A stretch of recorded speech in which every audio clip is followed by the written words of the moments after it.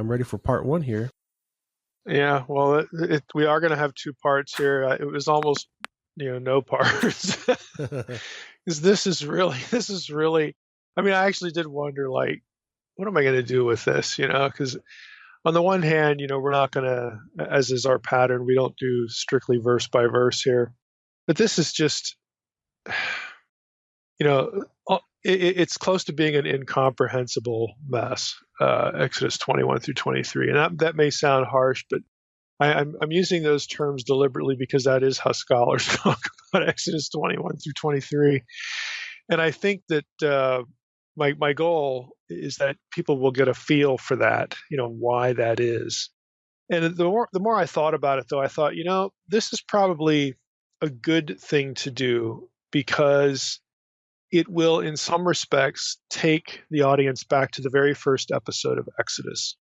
And that is, getting into, the way we look at how a historical book should be prepared and written is quite different than what anybody was thinking about or caring about in the ancient world. This is going to have us revisit that whole conversation about, our expectations of the text versus, what God and providence wanted to accomplish and what the boots on the ground, the writers and the people, who are the original recipients, what's going on there. So it's actually good for that. So, once that sort of clicked in my head, it's like, yeah, we're going to jump into this. We'll give it two parts. This first part, I'll confess, is going to feel a lot like a seminary class. And that's because this is how I'd approach this topic, this section of Exodus, if I were teaching in a seminary. And I'm not going to repent over that. It's just one of those things that makes this podcast unique. We are willing to get into the weeds and not just do surface stuff. But I thought I would, put that disclaimer right up front. That's what it's going to feel like, because we're going to be talking about the problems, kind of like we did with the Ten Commandments. Here are the issues, here are the problems, and then part two will actually, land in a few places in this section of Exodus. Exodus 20 through 23, really, 21 through 23 mostly, but we'll add Exodus 20 to this because the end of Exodus 20 is actually part of this whole complex. So technically, it's Exodus 20 verses 22 and following, all the way into Exodus 23 up until the passage where God speaks to Moses and says, "Hey, I'm going to send an angel before you into the land." That section is referred to collectively by scholars as the Book of the Covenant. And the reason is transparent. These chapters, beginning with the Decalogue, okay, if we throw Exodus 20 in there, that whole issue, beginning with the Decalogue in Exodus 20, all the way through into chapter 23, that whole section details various laws that are part of Israel's unique covenant relationship to God. A covenant enacted at Sinai, again, in Exodus 19 and 20, sort of, but you actually get the formalized covenant ceremony in Exodus 24, which we'll hit, in a few weeks. But that's about where the neatness ends. We've spent the last two episodes discussing Ten Commandments, which are quite familiar, not only to, general Bible students and the general culture, with perhaps the exception of the last 10 or 15 years. But what follows the Ten Commandments, the stuff that's familiar, is not familiar at all. And frankly, again, you could look at it and say, well, this is kind of a mess when it comes to thematic coherence, at least on the surface. And even attempts to penetrate the surface have not managed to clear up the messiness entirely. By thematic coherence, I'm referring to the difficulty of trying to find some unifying reason or principle as to why these laws, they're really case laws, are included in the Book of the Covenant, why they're even there, and what to make of the fact that they are at times conceptually contradictory to laws in other parts of Exodus and the wider Torah. So in short, why is any of this stuff here? Why these case laws and not others? We could skip all that and work piecemeal through the chapters and sort of pretend that there's no, overarching issues here. We could do that. We'll do a little bit of that today toward the end of the episode when we actually get into the end of chapter 20. But again, I thought it was kind of good to devote some attention to the problems here because it's a good reminder that the Book of the Covenant didn't just drop from heaven, nor was it dictated by God. Again, so this will help us again think about a deeply flawed view of inspiration. And so for that reason alone, it's worth doing. The Book of the Covenant is what it is, and we have to try to make sense of what it is as it is. So lest you think I'm overstating the problems, I want to quote some summary items from a journal article that tries to deal with the Book of the Covenant. And as we'll see, this guy does have some helpful things to say along the way, but he's pretty bluntly honest about it. The article is by Dennis Olson, that's Olson, and it's entitled The Jagged Cliffs of Mount Sinai, subtitle, A Theological Reading of the Book of the Covenant, that is Exodus 22, or 20 verses 22 through Exodus 23:19. And that's in the journal known as Interpretation, Volume 50, Number 3, which is 1996. And it's about a 12-page article. Now, Olson, in this article, writes the following. And if you think he's overstating the case, just read Exodus 21 through 23 and look up the cross references in your Bible. And you'll know that he's not exaggerating, okay? So here's what he says. This is a lengthy quote, but he really summarizes why scholars just sort of look at this and shake their head. And it's like, what in the world do we do with this? So the Pentateuch contains 3 distinctive collections of laws. The priestly laws in Leviticus, Exodus, and Numbers, including the quote-unquote holiness code, Leviticus 17 through 26. That's one. Then there's the Deuteronomic laws in Deuteronomy, and the Book of the Covenant, number 3, called the Covenant Code in Exodus 20, verse 22 through 23:19. The Book of the Covenant is widely regarded as the most ancient of these legal collections. Its name derives from the scene where Moses descends from Mount Sinai with the stone tablets containing the 10 Commandments and an additional set of laws. Quote, he took the Book of the Covenant, the text narrates, and, quote, read it in the hearing of the people, and they said, all that the Lord has spoken we will do, and we will be obedient. That's Exodus 24, verse 7. So that statement actually comes after Exodus 21 through 23, all this other stuff besides the 10 Commandments. Olson continues, most scholars agree that these laws do not date to the Mosaic period. Now, right away, let's just intervene there. Again, Olson is going to be in the critical JEDP sort of school. And, we're not going to rabbit trail into that. People know how I feel about that. I don't buy into JEDP, but I don't buy into traditional Mosaic authorship either. I'm somewhere in between. But I want to stop here to draw attention to this because you're going to find out as I continue reading through his summary why, again, not only in this section, but just the Torah, why single authorship views are problematic in a number of points. Because he's going to tell you exactly why, which makes this valuable. This part of his article certainly is valuable. So most scholars agree that these laws do not date to the Mosaic period of the wilderness, but originate for the most part sometime after the settlement in Canaan, and perhaps before the rise of the monarchy in Israel. That's, in my view, that's a little extreme because a lot of these guys want to push everything really, really, really late. I don't see the necessity of that. But again, I digress. Let's go back to Olson. The interest these laws exhibit in issues related to farming and domesticated animals presumes a settled agricultural life in the land of Canaan. Let's just stop there. Do you realize that? As you read through Exodus 21 through 23, there are laws about farming, domesticated livestock. That ain't happening in the Mosaic era. They're wandering in the wilderness. Okay? They're only going to get into the land after Moses is dead. Therefore, we have a problem with Mosaic authorship for that kind of stuff. It's totally out of context for what the laws actually deal with. They're dealing with things, life in Israel at a time after Moses was long gone. So again, this is the kind of thing that if you're a close reader, you're going to notice, and scholars are close readers. And they do notice these things, and this contributes to the whole discussion about authorship. Okay, let's go back to Olson. Some scholars argue that they predate the rise of kingship and the Jerusalem temple, since no mention is made in them in the Book of the Covenant. No mention is made of a centralized government or cult. They pertain to worship, slavery, murder, human violence, death caused by animals, theft of domestic animals, agricultural damage, safekeeping of property, loaning of farm animals, the regulation of sexuality, the treatment of resident aliens and the poor, the practice of justice, and the proper observance of the Sabbath and religious festival days.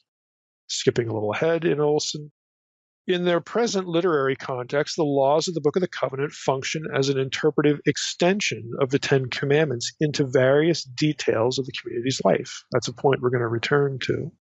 Olson says the Ten Commandments, Exodus 20, verses 1 through 17, are clearly more comprehensive, broad, and abstract than are the covenant laws. The polished and timeless qualities of the Ten Commandments have enabled its imperatives to speak directly and immediately to countless generations in diverse cultures throughout the history of both the Jewish and Christian traditions. By the same token, the laws in the Book of the Covenant are much more specific and time-bound.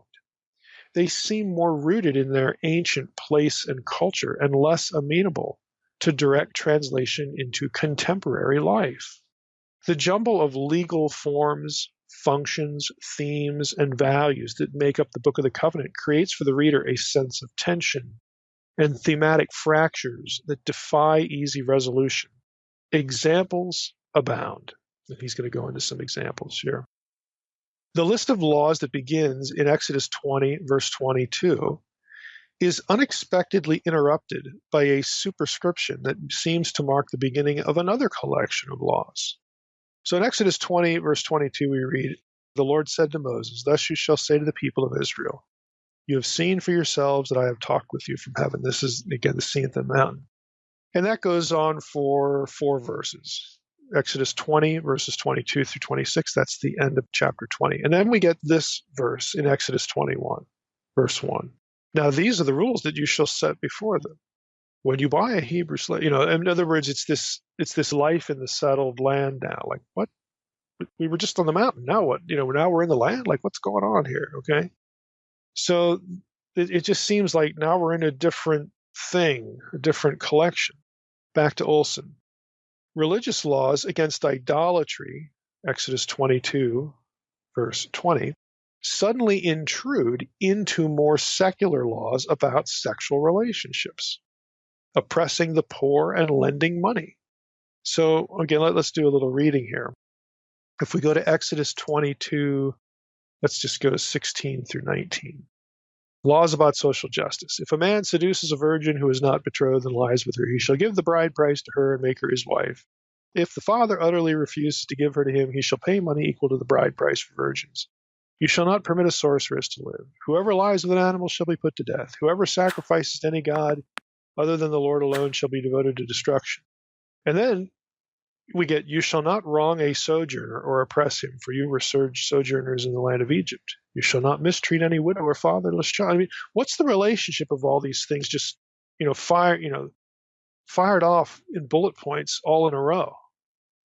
Like, it just seems to be a jumble of variegated laws that you would think, if this is some kind of code or like legal theory or something, you'd group similar things. But you don't. It's just, you get these things that just sort of overlap and are interspersed in other things. Okay, what does "thou shalt not permit a sorceress to live" have to do with charging interest?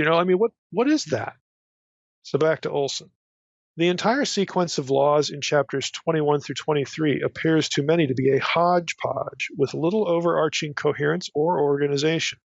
Even such a basic issue as the purpose of these laws seems unresolved. Whereas some laws provide direct and detailed guidelines for adjudication and punishment and appear to be intended for use in a human court of law, other laws contain numerous motive clauses that seem intended for persuading or exhorting or teaching a community about its values and actions as a direct and personal word from God. Some of the laws in the Book of the Covenant are closely parallel to laws that have been discovered in other ancient Near Eastern cultures. For example, the law of the goring ox, Exodus 21, verses 28 through 32. If somebody has an ox that goes off and gores someone and kills them, okay? That law, the goring of the ox, resembles laws in the Mesopotamian law codes of Eshnunna, 54 through 55, and the Code of Hammurabi, lines 250 to 252. In contrast, other laws clearly derive from a uniquely Israelite context and history. Some scholars argue that this distinction between borrowed Near Eastern laws and native Israelite laws is a sign of a deeper, unresolved conflict between two clashing systems of values embedded within the Book of the Covenant. On the one hand, some of the laws seem to exemplify an alien system of values borrowed from the general ancient Near Eastern culture outside Israel. Apparently, this alien system sought to maintain, that's key word, sought to maintain oppressive powers of discrimination and hierarchy. Okay, if we read Exodus 21, verse 21, we read this. I'll go back to verse 20. When a man strikes his slave, male or female, with a rod, and the slave dies under his hand, he shall be avenged. But if the slave survives a day or two, he's not to be avenged, for the slave is his money. I mean, does that really sound like other places in the Torah about how your slaves or your servants are supposed to be treated? And it's treated so well that they might even love you and want to stay in the family? Not really. The slave is the owner's property. On the other hand, there are laws that reflect a native system of values shaped by Israel's distinctive history as slaves, liberated from Egypt, one that embodied creativity, equality, and liberation. And his example here is Exodus 22, verse 9. For every breach of trust, whether it is for an ox, for a donkey, for a sheep, for a cloak, or any kind of lost thing of which one says, this is it, the cause of both parties shall come before God, and the one whom God condemns shall pay double to his neighbor. Again, and if a man keeps his neighbor, or donkey, or an ox, or dies or is injured without anyone seeing it, an oath by the Lord shall be between them both to see whether or not he has put his hand to his neighbor's property. Again, and it talks about making restitution as opposed to, well, look, this is mine, don't worry about it. And if you keep going, you get compassion, for resident aliens about how they're not supposed to be abused. It just doesn't seem consistent. And this is Olson's point. There are points of inconsistency here about how certain issues, how certain incidences or legal strata of society. I mean, how there just seem to be some inconsistencies as to how these things are dealt with and even thought about. And so he's like, what in the world do we do with all that? So as we go, again, this is, as we go through some of these we go through the laws in part 2, some of these internal and external tensions that Olson points out are, we're going to hit. We'll discuss them there. Olson, though, just to wrap him up, he ends all his whole intro with a simple question. What is an interpreter supposed to do with all this? And there's been a lot of disagreement as to the answer. Now, I'm going to read you something else here from Pete Enns. We've quoted Pete in his Exodus commentary before. He's a little less hard-hitting than Olson, and I want to include his thoughts to try and steer us to what recent commentators have appreciated as a fruitful starting point, at least for understanding this stuff. So Enns writes, we come now to a complex body of laws known as the Book of the Covenant. It covers a wide variety of legal issues, including worship, protection of property, and personal injury. Although many of these laws seem to pertain to mundane social matters, we would misrepresent these laws if we saw them as anything less than closely connected to Israel's redemption from Egypt. Like the Ten Commandments, the Book of the Covenant has to be seen in its redemptive context as a gift of God to a people already redeemed. Having said this, however, it is also clear that many of these laws are of a specifically social character. That is, they govern Israel's daily dealings with other Israelites. This yields at least 2 observations. 1, many of the laws are specific, envisioning concrete situations. In fact, their very specificity may give us a clue as to the nature of the whole. Since not all variables can be recorded in this or any other body of law, basically what Pete's saying, look, no law code covers every possibility of every event happening. It's unrealistic. So since not all variables can be recorded in this or any other body of law, presumably the Book of the Covenant is not designed to cover every possible situation the Israelites are likely to encounter. The Book of the Covenant, in other words, seems to be a compendium of laws that are representative of the entire corpus. There are, it is fair to say, principles that underlie these laws, and the specific instances cited are intended to highlight these principles. Number two, these laws seem to fit a setting in which Israel is settled in the land. For example, Exodus 22:5 presumes some type of property ownership and the planting of vineyards, something that would not have occurred in the desert, obviously. This is not to say, however, that the post-conquest relevance of these laws necessarily implies a post-conquest composition. Okay? I think Pete is being as charitable as he can there, with the authorship issue. One further organizational obstacle that must be addressed here concerns the structure of the Book of the Covenant as a whole. It is tempting to subsume the laws under a number of headings, as is done in the NIV. That's the commentary he was using in this, or the translation he was using in this commentary. These headings are indeed helpful in places, but hardly adequate in dealing with the complexity of the material, which to a certain extent resists any simple scheme. I have chosen a different set of headings adapted from those of J. Sprinkle. Now, I wanted to end the quote there because the reference to Sprinkle is important. And specifically, Pete is referencing this book. J. Sprinkle, the title of the book is The Book of the Covenant, A Literary Approach. This is the Journal of the Study for the Old Testament Supplement Series, volume 174. It was written in 1994. Sprinkle's work often comes up in recent commentaries and studies on the Book of the Covenant. And so, Enns actually, he has a footnote about it as well, and he writes, Sprinkle's work is particularly interesting in that it draws a number of helpful, but not always convincing, conclusions regarding the structure of the Book of the Covenant as a whole, unquote. Now, here's how Enns summarizes Sprinkle's breakdown of the Book of the Covenant. So, again, we're going from Exodus 20, verse 22, all the way to Exodus 23, verse 19. And Sprinkle has three sort of groupings. The first one, we'll call it A. You have laws concerning worship, specifically idols and altars. It's Exodus 20, verses 22 through 26. That's the end of Exodus 20. Then you get into Exodus 21. That's letter B. Social responsibility. That's Exodus 21 and the bulk of Exodus 22. You have freedom and servitude for slaves discussed there, humans injuring other humans, various injuries involving animals, and then matters of property. Okay.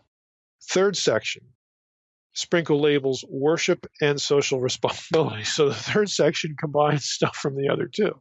But hey, it's a nice, neat three, grouping system. So we'll go with it. So worship and social responsibility. And you'll notice this goes from Exodus 22:18 all the way through the end of the Book of the Covenant, Exodus 23:19.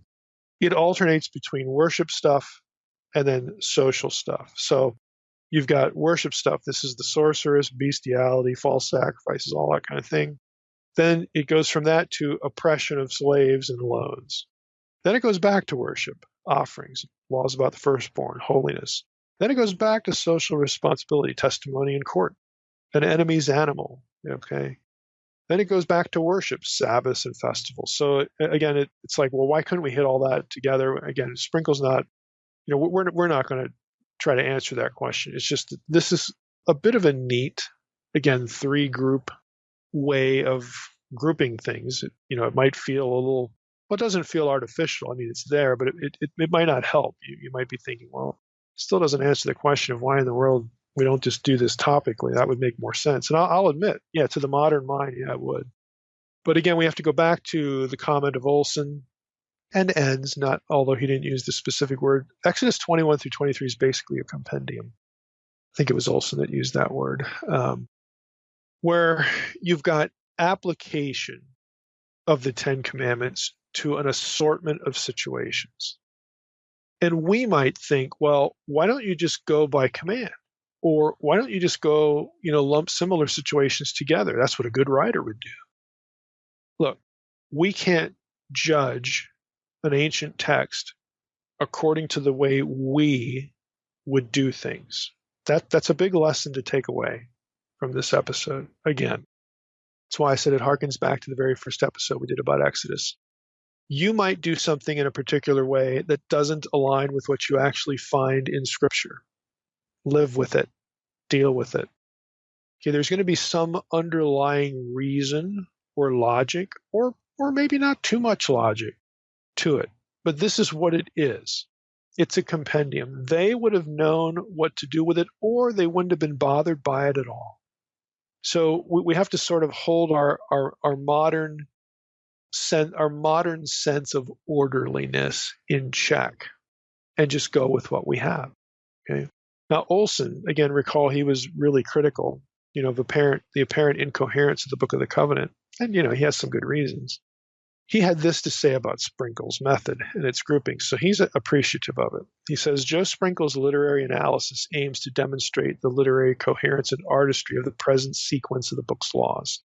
Sprinkle posits an intricate series of literary brackets, chiasms, parallel structures, and verbal allusions to biblical texts and narratives that appear outside the book, that is, outside of Exodus 21 through 23. So let me just stop there. So Sprinkle, ultimately, his argument is that the order is what it is because the writer is playing off other things outside of these chapters in Exodus. Okay, again, if you want to read that, go get Sprinkle's book. If you want the literary analysis, that's fine. We're not going to, try to, that's not going to translate well to a podcast, okay? But Olson is pointing this out. This is what Sprinkle's doing. And this is sort of his thesis, back to what Olson says here.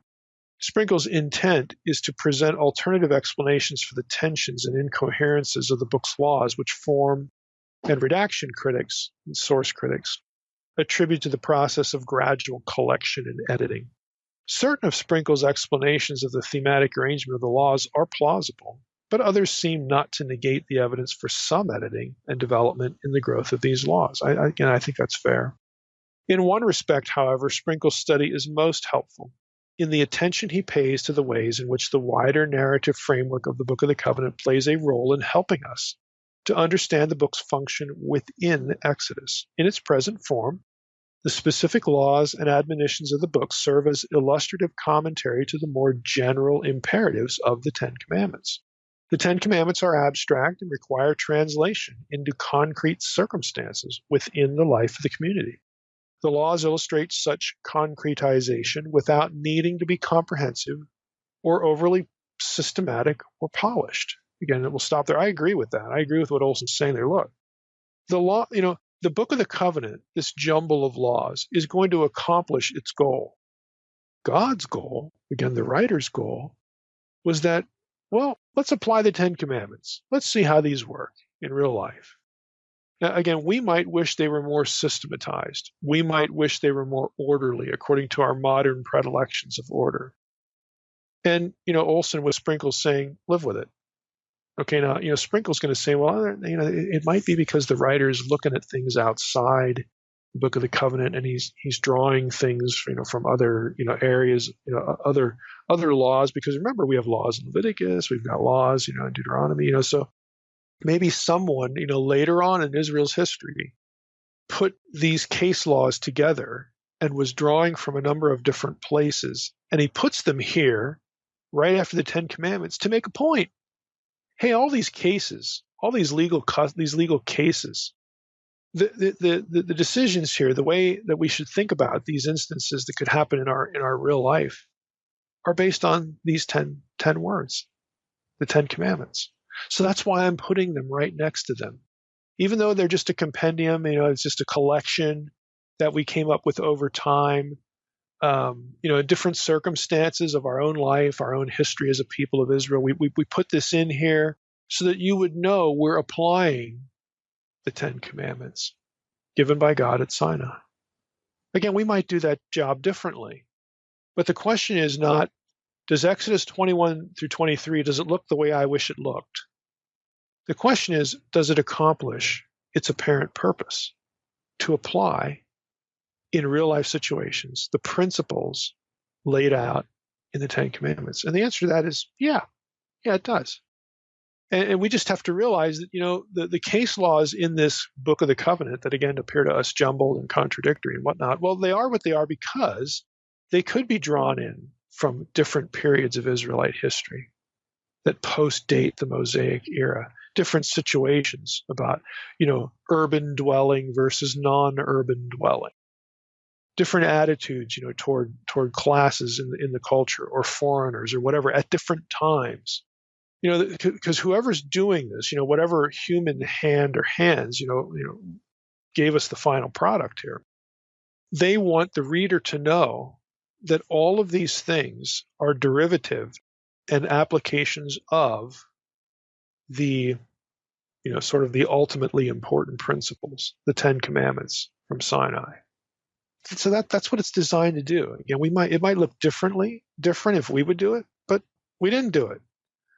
Okay, God didn't prompt anybody today who has a degree in library science, or project management to produce this. It's going to look different, all right, than what we're used to. So Olson, to wrap him up, says, the process of concrete ethical reflection tends always to be partial and provisional and in need of being negotiated among conflicting obligations and values. The Ten Commandments represent a polished and abstract set of norms, but the Book of the Covenant reminds us that the actualization of those norms within the community's life is a fluid and ongoing process of specific applications that are not to be frozen into moralistic absolutes. That's an important thing to point out. What Olson's essentially saying is, look, the absolutes are the Ten Commandments. They're at a different, higher level than these case laws.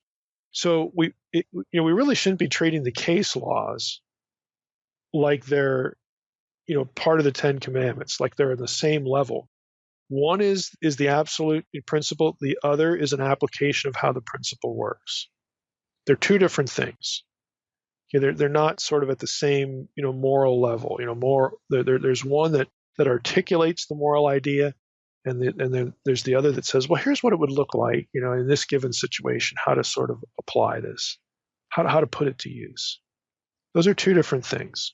Back to Olson. The nature of the Book of the Covenant is such that it promotes ethical reflection in the spirit of dialogue, openness to other positions, reason, and the other positions are, again, different parts of Israel's history and culture, reasoned argumentation, and the avoidance of a dogmatic or legalistic moralism that presumes to know with certainty the infallible truth about deeply controverted issues.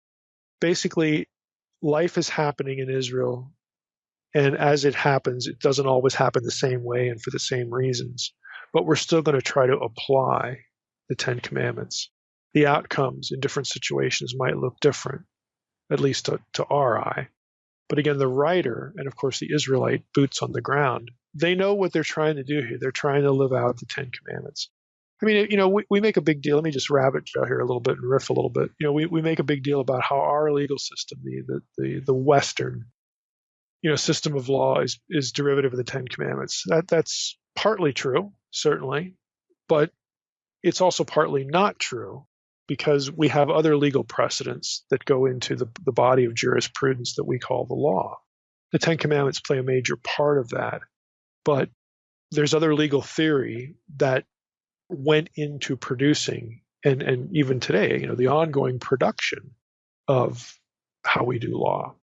So even if every one of our laws, and of course this certainly isn't the case, but even if every one of our laws was consistent with the morals of the Ten Commandments, that wouldn't guarantee that every situation gets talked about in the same way. Again, because in our system, there are other ingredients to this. So again, that's what Olson's trying to say here, that you can't assume that the law, as clear as the principle of the Ten Commandments might be, okay, thou shalt not steal. If you remember our last episode, it never really defines, what theft is. And so, in the last episode, we talked about how, well, the community probably didn't need it defined. They would sort of have an intuitive knowledge of what a theft is, if a theft has occurred or not. All right, well, thinking about a theft in one setting of Israelite life, let's say, again, the wandering in the wilderness, is theft going to be looked at precisely the same way as when you're in an urban setting, when you're living in the land in a house? It could, certainly, and it probably would in many cases. But you're going to have situations arise, in the other setting that people might disagree. Well, okay, I think the Ten Commandments, I think that commandment about theft applies to that situation. Then others are, I'm not so sure. I mean, this is why in the body of rabbinic literature, it's one of the reasons when the rabbis are debating about laws, again, governing their community, that you get lots of disagreement over which law apply, which principle applies in which way. It's a struggle. I mean, if you think about it, let's humble ourselves here. We're still in a situation, obviously, where new technologies come along in our culture, and they raise ethical, moral questions that you're going to look a long time and fail if you're going to try to find some law about or principle law. Should we build artificial intelligence? You're going to be looking for a long time in the Torah. For that one, you have to apply ideas, principles, and you're going to have people who have a high view of Scripture and they're genuine believers. They're actually going to disagree. They really are going to disagree. And so this is the kind of thing that Olson is commenting about. He's saying, hey, newsflash, people in Israel in the biblical period who were trying to apply the Ten Commandments, guess what? They were people, and they had disagreements. And so the case laws in Exodus 21 through 23, they're not an exhaustive list of every case, everything that could happen to a person, but they're illustrations. They are illustrative of the kinds of things that could happen, and how, again, God would want the laws applied in those given situations that are actually included in the Book of the Covenant. Again, you can't be exhaustive. These are illustrations. So in the process, when you encounter in real life as an Israelite, even in the biblical period, and certainly as a modern person today, when you encounter a situation, a topic, an incident that we don't really have one of those really clearly, like, what should we do here? What would God say? Okay, and you go back to the Ten Commandments and you try to noodle that. Okay, well, here's this principle that derives from this command, and we've been thinking about this principle, articulating it a certain way. How does that work? Does it work over here with this new thing or not? Some people are going to say, yeah, I think that works. Others are going to say, yeah, I think we need to think about it a little bit more. It doesn't really quite work well, because I can think of this exception or that exception, or it doesn't really address this or that. And what about this? That's just a human thing. That's life in reality. That's life in a real world. And it was the same in the biblical period as it is today. People are trying to honor the principles that God gave Moses on Sinai. And what Olson and some of the ends are saying is, look, it was fluid. It wasn't all set in stone. They're trying. And the laws we have here in the Book of the Covenant illustrate a number of scenarios, but it's not exhaustive. So we need to know that. And because it's not exhaustive, because these are just illustrations, they're applications, we probably, want to think twice about treating a specific instance, assigning the absolutism to it, that we would of one of the Ten Commandments. Again, this is what you're dealing with in the Book of the Covenant. Specifically now, I mean, we're rabbit trailing here, but specifically in how we, as contemporary readers, what we're going to do with this part of Scripture. What does it mean for us? What does it mean how do we put this into life? How do we put this to use? Well, it's probably best to say, look, we need to put a code in our house about what happens if an ox gores somebody. No. Maybe the idea of restitution, okay, or something to help the victim or the victim's family. That reflects the morality that God wants. It reflects how we treat fellow imagers. We don't go around creating layers and layers and layers of other commandments, treating the ox goring our neighbor like we would "thou shalt not commit adultery" or something like that. One is situational, the other is in the absolute category. These are things you just don't do. These are things God wants. And here's, again, the application of that. So we need to realize what we're dealing with here, both in terms of doing Bible study here on the podcast for this episode, and also just for life. And recognize that, Israelites had to do this too. This is not an exhaustive list.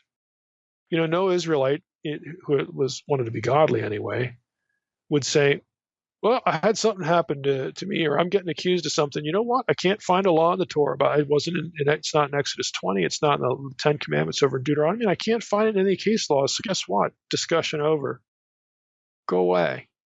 Don't bother me. Sorry you were hurt. Go away. I'm untouchable now because there's no verse on that. Okay, nobody should be thinking that, again, if they want to be godly, if they want to be a godly Israelite. So it can't be exhaustive. Anyway, I hope you get the point. With again what we're dealing with here. We have to make some of these distinctions and again realize what it is we're working with. So in what remains of today, and we'll do this in part 2. Again, I'm not going to provide some silver bullet for knowing how to make all of this work at a glance. By definition, it doesn't aim to do that. It's illustrative. It's not exhaustive and prescriptive. And there's no such thing as the silver bullet. So these things are just points to keep in mind as we proceed. And more importantly, the whole issue, basically this whole episode, should remind us of some really important things, points I've made before, but to summarize them. How we perceive and think about Scripture, I think, is important. So just, again, in no particular order. First, I think we need to dump our X-Files view of inspiration. I've said this many times before. I have lectures on YouTube and online about this. We need to dump this as soon as possible. And in its place, we need to embrace a providential view of inspiration. Inspiration is not an event. It's a process guided by providence, knowing that God made his own choices in terms of the hands that would touch the text and produce it in its final form for us, and it has its own goals. All of this occurred under God's watchful eye and produced something he was satisfied with because it accomplished his goals. God doesn't care if Scripture, as it was inscripturated, as it was written down, specifically addresses all our questions. He cares only that it accomplishes his ends, but he does expect us to try and apply it. And he had the same expectation for the Israelites with the Book of the Covenant. Second, when it comes to inerrancy, okay, we need to, everybody needs to admit that we all have our own definition. And again, this is me speaking here. I think we need to distinguish between truth propositions that arise from the text and the means in the text to put forth those propositions. One is the end, the other is the means. Ends and means should not be conflated or confused. Now, the classic example of this, obviously, is Israelite cosmology. Okay, it's designed to communicate something, and that something isn't science. Okay, it's designed to communicate something about the way, of who the creator is, why he created, all this sort of stuff. Who's the master of nature and all that. So there are theological propositions, truth statements that we need to affirm, and the means by which those truth propositions are given are just the means. They're not the ends. The ends are the things that we need to, again, regard, factor in to the way we talk about inerrancy. And not the means by which, God is doing this. Because God used people. People are people. Okay, and I'm not saying people make mistakes. I don't think they made mistakes in Israelite cosmology. Okay, that's the wrong way to think about them. God knew who he was picking, and he knew what they were capable of intellectually. So we have to ask ourselves questions like, well, hey, if God wanted to teach us science in these passages, doesn't it make sense that God would have known these guys couldn't do that, and God would have waited to find somebody who could, or he would have downloaded modern information into their heads? Well, yeah, that's what he would have had to have done, but it's very evident from the text that God didn't do that. And so question number 2, well, if God didn't do that, does that suggest that God had a different goal in mind other than to teach us science? And I would say the answer to that is, yeah. That's eminently reasonable and logical. And it also reflects what you actually find in the text. So as I've said many times before, I would suggest that our definitions of inspiration and inerrancy ought to reflect what's actually in the Bible. Wouldn't that be a good idea? Third, We need to remember God does not endorse a single culture in Scripture. He presumes the culture of the writers because he picked those guys.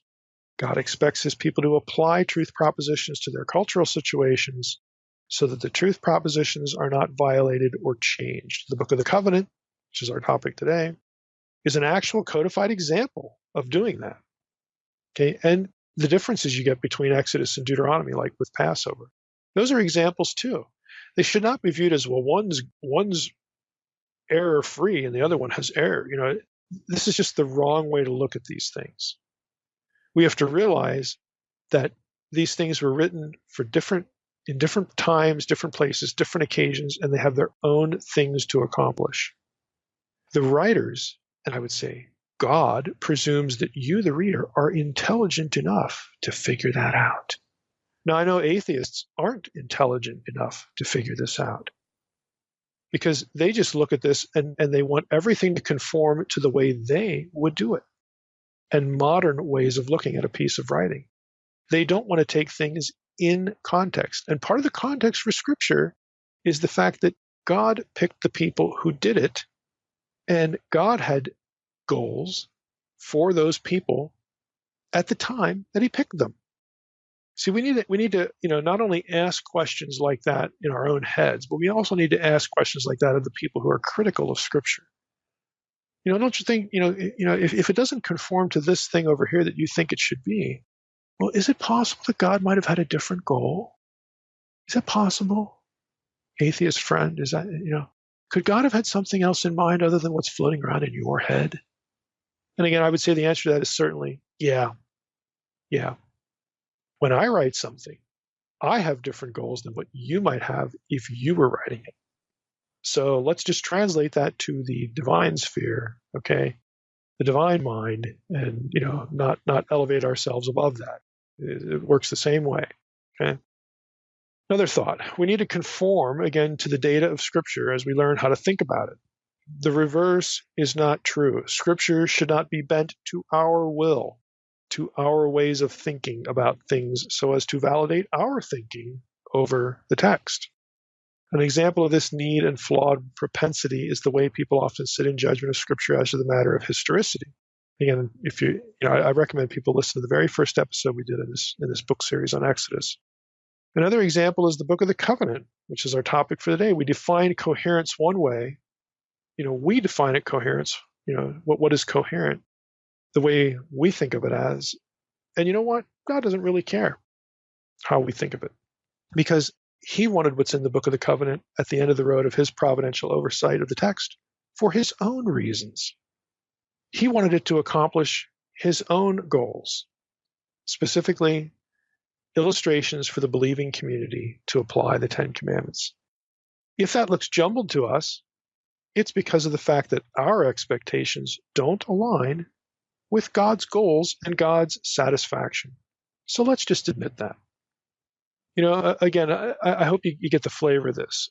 One of my pet peeves is when people sit in judgment on the text of Scripture, and everything that more or less comes out of their head and out of their mouth says, well, it doesn't look like the way I would have done it, or the way I expect this should be done. And you want to you want to engage a person like that and see if they're teachable. But I'll be honest with you, my flesh wants to say, who cares? Who gives a rip? I don't. Really. I mean, there are just times I want to say that, but we have to again be a little more charitable again to our neighbor, to our fellow imager, and say, look, you might want to consider the idea that God just had different goals, and the writer that he picked had different goals, and God put him in that certain situation to accomplish those goals, and not the ones that you think he should have been shooting for. There could be something different going on here. The content is what it is for some circumstance that may be escaping you. The arrangement might be for some reason that our eye just can't detect. Sometimes because we're reading in English and not Hebrew. Okay, we miss intertextual allusions, hooks into other passages that this writer, this ancient writer, would have just assumed that the readers would pick up on, and we can't. Can we just admit that's a possibility, rather than judging it for not being what we think it should have been, but it wasn't really intended to be? Again, I think we need to think a little more deeply and carefully about what the Bible is, what Scripture is. But unfortunately, again, we live in a time and a culture, again, Christian tradition here that has the Bible literally just dropping from heaven, and very little thought is put into, well, what do we do when we run into problems, or what do we do when we invent sort of, in some cases, ridiculous explanations for how to make Scripture conform to our idea of what it should look like, and the questions it should be answering. And I could go off on any number of those. I'm sure to this audience a lot of those are familiar. But I'm just asking us to judge that enterprise, to evaluate it a little more critically, and maybe just think a little bit better about it. But anyway, the time that remains, I want to hit Sprinkle's first section, or N's summary of Sprinkle's first section. That is the worship section, idols and altars. This is Exodus 20, verses 22 through 26. So the last few verses of Exodus 20. And again, we'll go through that, and I just want to make, again, a few comments about what we're seeing there. Just some items of interest, again, as is our method. So it starts out here in verse 22. The Lord said to Moses, "Thus you shall say to the people of Israel, you have seen for yourselves that I have talked with you from heaven." Now here's verse 23. "You shall not make gods of silver to be with me, nor shall you make for yourselves gods of gold." Now, not only is the wording a little odd, "You shall not make gods of silver to be with me, nor shall you make for yourselves gods of gold." Not only is the wording a little odd, but you know what? Where this is placed, the scene is still at Sinai. It's before the golden calf incident. The line about gods of silver and gods of gold are not in the original 10 Commandments. Okay, if we go back up to the beginning of Exodus 20, we're at the end of it. Let's go back up to the beginning. You shall have no other gods before me. You shall not make for yourself a carved image or any likeness of anything that's in heaven above, so on earth below, so on and so forth. There's no mention of fashioning gods in silver or gold. This looks like an application. Well, what situation might they be thinking of and applying it to? This ought to be obvious. Most scholars' minds are going to go right to the golden calf. Now, the golden calf episode in the book of Exodus appears later. And I think in real time, it happened later. So what's this section doing here while they're still at Mount Sinai when the original commandments are being given? Again, think of what the Book of the Covenant is. Somebody, at some point, assembled a lot of specific instances, things that either did happen in Israel's history or did happen to people or would happen or could happen, and they're going to apply the 10 Commandments to those situations. And then they're going to bundle those in Exodus 21 through 23, and they're going to stick them right in the scene of the 10 Commandments to show you, to tell readers, to inform you, to telegraph the notion, the idea that, you know what, all these case laws, these 10 that preceded, this is what they're based on. This is why these things are said, and these situations, why they are judged the way they are judged. It's because of something in these 10 really important ones, these 10 absolute, moral, principle things. Now, if it does, if that makes sense, if it does have the golden calf in view, and again, I think a good case can be made for that. And when we get to the golden calf incident, we'll talk about that. Then, we have something here that to our eye is out of historical sequence. Okay, and we would, this is unhistorical. The writer must absolutely, slavishly, without bending or yielding, give us a linear chronology sequence, or else we can't call it historical. Why? Because that's the way I would write it as a historian. Well, good for you. Good for you. In other words, judge it for what you think it should be and not for what it is. And you're supposed to be the reasonable person, right? I would say let's judge it for what it is. Israel learned this lesson in its history. They learned the lesson of the golden calf. They learned what the first commandments meant to God by virtue of God's reaction to the golden calf.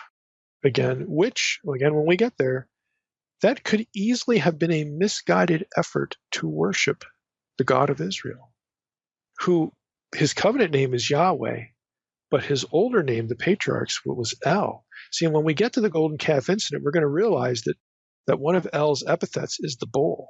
Okay, this bovine, figure, because it's strong and mighty. And so the Israelites, by building a golden calf, might have thought, well, this is a good way to worship God. And God says, no. No, you're not understanding what those original initial commands mean to me. You will bow down to nothing that human hands have made, whether it's a thing that resembles something in heaven or on earth or under the earth. This resembles something on earth. Even though abstractly, you think of me this way and you think it's good, it ain't good. It's a violation. Again, we'll get to that a little bit later. So I think you can build a really a coherent case, not only for a tie-in here to the later golden calf incident. And why is it here? Well, it's here because, again, the writer, the editors, and God, who is providentially overseeing the entire process of producing this thing we call the Bible, wants the audience, the recipient of the revelation, the written revelation, to know that these case instances, these specific episodes in Israel's life and in the life of its people, the judgments there derive from the 10 words, the 10 commandments. Okay? Again, the application of the commands to that episode, it works interestingly, and I think it helps us understand the wording. You shall not make gods of silver to be with me. See, if you make an idol, then that idol is going to occupy the place where God, I'm going to use later biblical language here, the place where God chooses to set his name, the place where God's presence, where he chooses it to occupy. God doesn't want company in the form of this object. You shall not make gods of silver to be with me, nor shall you make for yourself gods of gold. I'm not interested in the object. Even if you think it represents me, don't do it. Again, last episode we talked about a little bit more about what the logic was, or actually 2 episodes, the logic of the first few commands. Let's go back to Exodus 20, again, in verses 20, pick up with verse 24. An altar of earth you shall make for me and sacrifice on it your burnt offerings and your peace offerings, your sheep and your oxen, in every place where I cause my name to be remembered. I will come to you and bless you. If you make me an altar of stone, you shall not build it of hewn stones. For if you wield your tool on it, you profane it. And you shall not go up by steps to my altar, that your nakedness be not exposed on it. Now, all of these things, again, there's a tie-in with a place where God chooses to set his name. Look, I don't need company. Don't make the idol. There's a tie-in, again, with what's going to happen later in Israel's history when God gives them instructions for an altar and a tabernacle, all this kind of stuff, and then the temple. And, there's going to be steps that go up to the altar, and there's a way to build it and not build it. So again, this is applying certain principles to these situations, and there's a logic. Again, the logic might escape us, but let me just suggest a few things. In every place where I cause my name to be remembered, I will come to you and bless you. Did you notice that it says every place? That means more than one. Now in Deuteronomy, and once they have a temple, there's going to be one place. Okay, this is a big theme in Deuteronomy. It's called the centralization of the place of worship, the place where the Lord shall choose to set, to establish his name, his presence, the place. But here it's every place. So it reflects the reality that, look, you're going to get into the land, and it's going to take a while to build that one place, that one temple. So when you build an altar that isn't that one place, they're just, here are the ways I want it done. And again, the logic of this would have been more apparent to them than it is to us. But I'm drawing attention here to the fact that we have every place versus one place. Different historical circumstances, different conditions. That's a contradiction. No, it's actually called the flow of time. It's actually called building a compendium of laws that are drawn, from episodes and instances at different times and places and circumstances. Just like our law, Mr. Atheist. Okay, why is it that we can figure this out, that our laws are what they are? Because, I wanted to say that the Constitution is a living document, all this, which I think there's a lot of nonsense to that, but you get the idea. Yeah, things change, and then you have to apply. What people who say that want to happen is they want to change the Constitution, but I digress. The goal here isn't to change the law, but it's to recognize the fact that the law is going to apply in different ways to different situations because time goes on, okay? Things change. So here we have every versus one. Again, we don't have to look at that and say, contradiction, wave the contradiction flag. No, it's just recognize it for what it is. It's a compendium. It's a comment about something that someone after the Mosaic era, put the case laws together, plopped them right here so that you would know these are, there's a link between these things and the original 10 Commandments, okay? So the principle, even regardless if it's every place or one place, the principle is actually the same. In Exodus, God says he will reveal where to build an altar of earth, okay? In every place where I cause my name to be remembered. See, that has God showing up and sanctifying places. And then the Israelites would go, hey, you know what? God showed up there, so let's build an altar there. That's the place where God, chose to be remembered. So God still does the choosing, whether it's every place or one place later on. God still does the choosing. So the principle's the same. God makes the rules. It's unclear, again, whether this altar in Exodus includes any stone at all, okay? In other words, it's not clear that we're talking about like sifted dirt, when it says, you're supposed to build, let's just go back up. If you make me an altar of stone, you shall not build it of hewn stones. Okay. Okay. Does that mean that there can be stones in there? Or does it have to be, later on, you're going to have, altars of dirt and so on and so forth in different passages. The point here is that when you build the things that you build it out of, okay, altars to Yahweh, wherever they are to be made from material not fashioned by human hands. They are to be made from material fashioned by the Creator himself.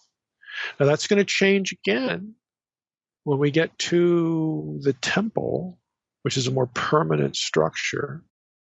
Okay, so there's kind of a practical side to this too.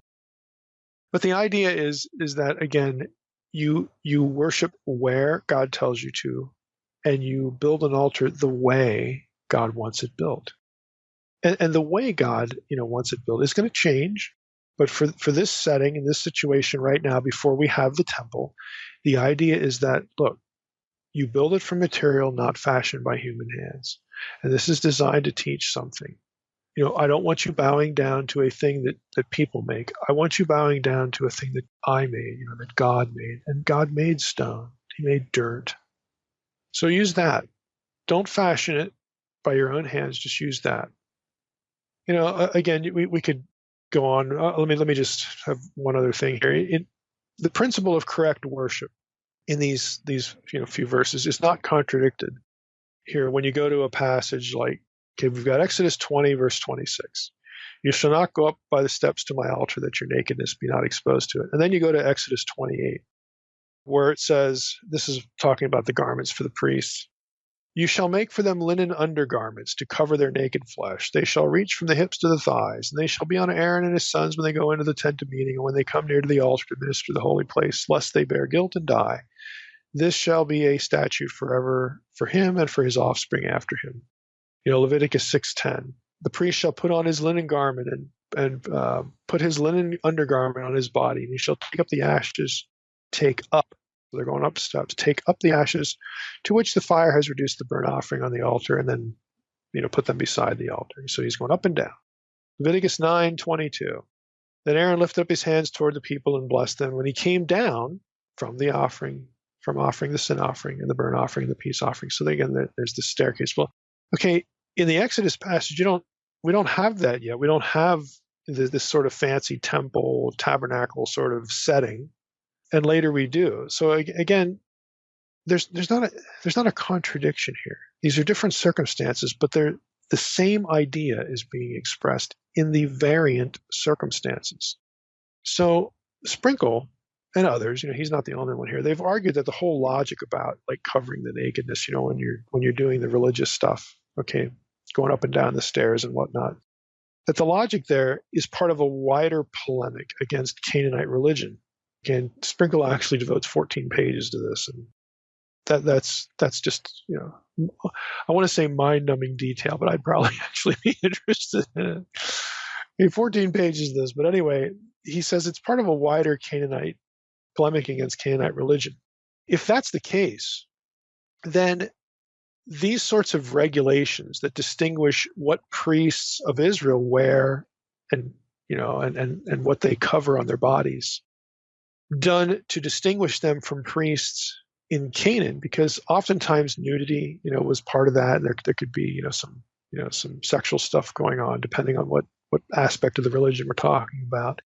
So something as simple as that, cover up your body, is actually an application of you shall have no other gods before me. In other words, you don't worship like the Canaanites.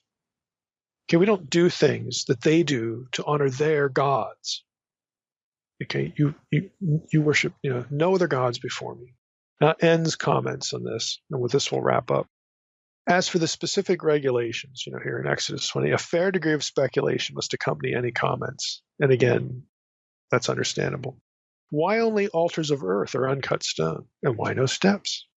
The most reasonable explanation is that these stipulations are anti-Canaanite. By building their altars this way, the Israelites are making a definitive statement that the worship of their God is different from the practices of their neighbors. Moreover, the problem with stepped altars is that those walking up the steps would have their, quote, nakedness exposed.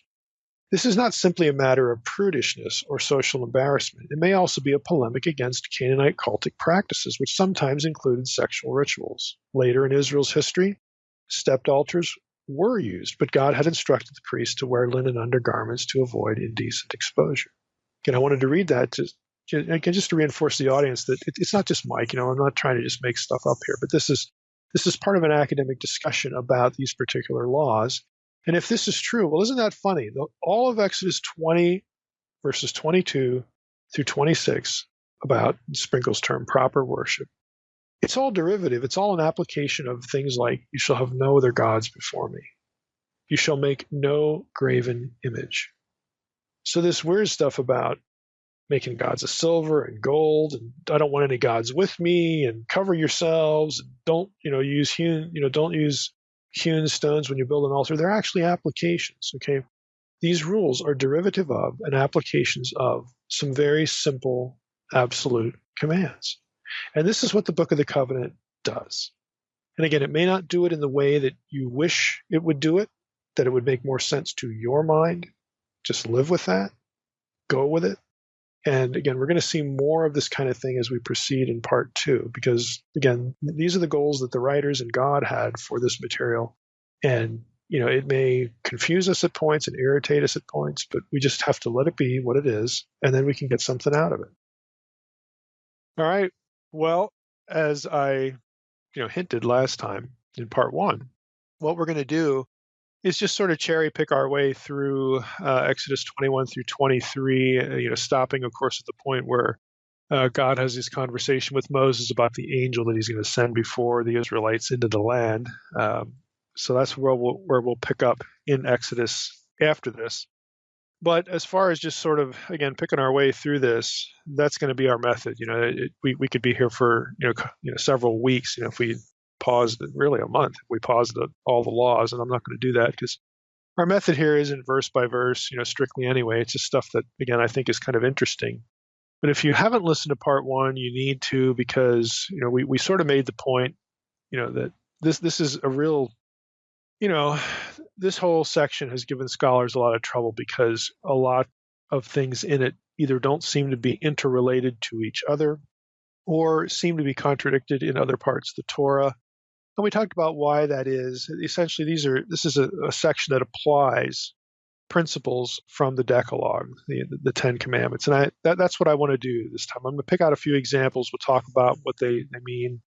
And, but more importantly, sort of how they sort of, riff off of, something in the Decalogue. So to open here in Exodus 21, the first 6 verses, I'm not going to say much really of anything about the first 6 verses because we actually talked about this passage, Exodus 21, 1 through 6, in an earlier episode, specifically in relation to the myth that the Elohim of passages like Psalm 82 are just men.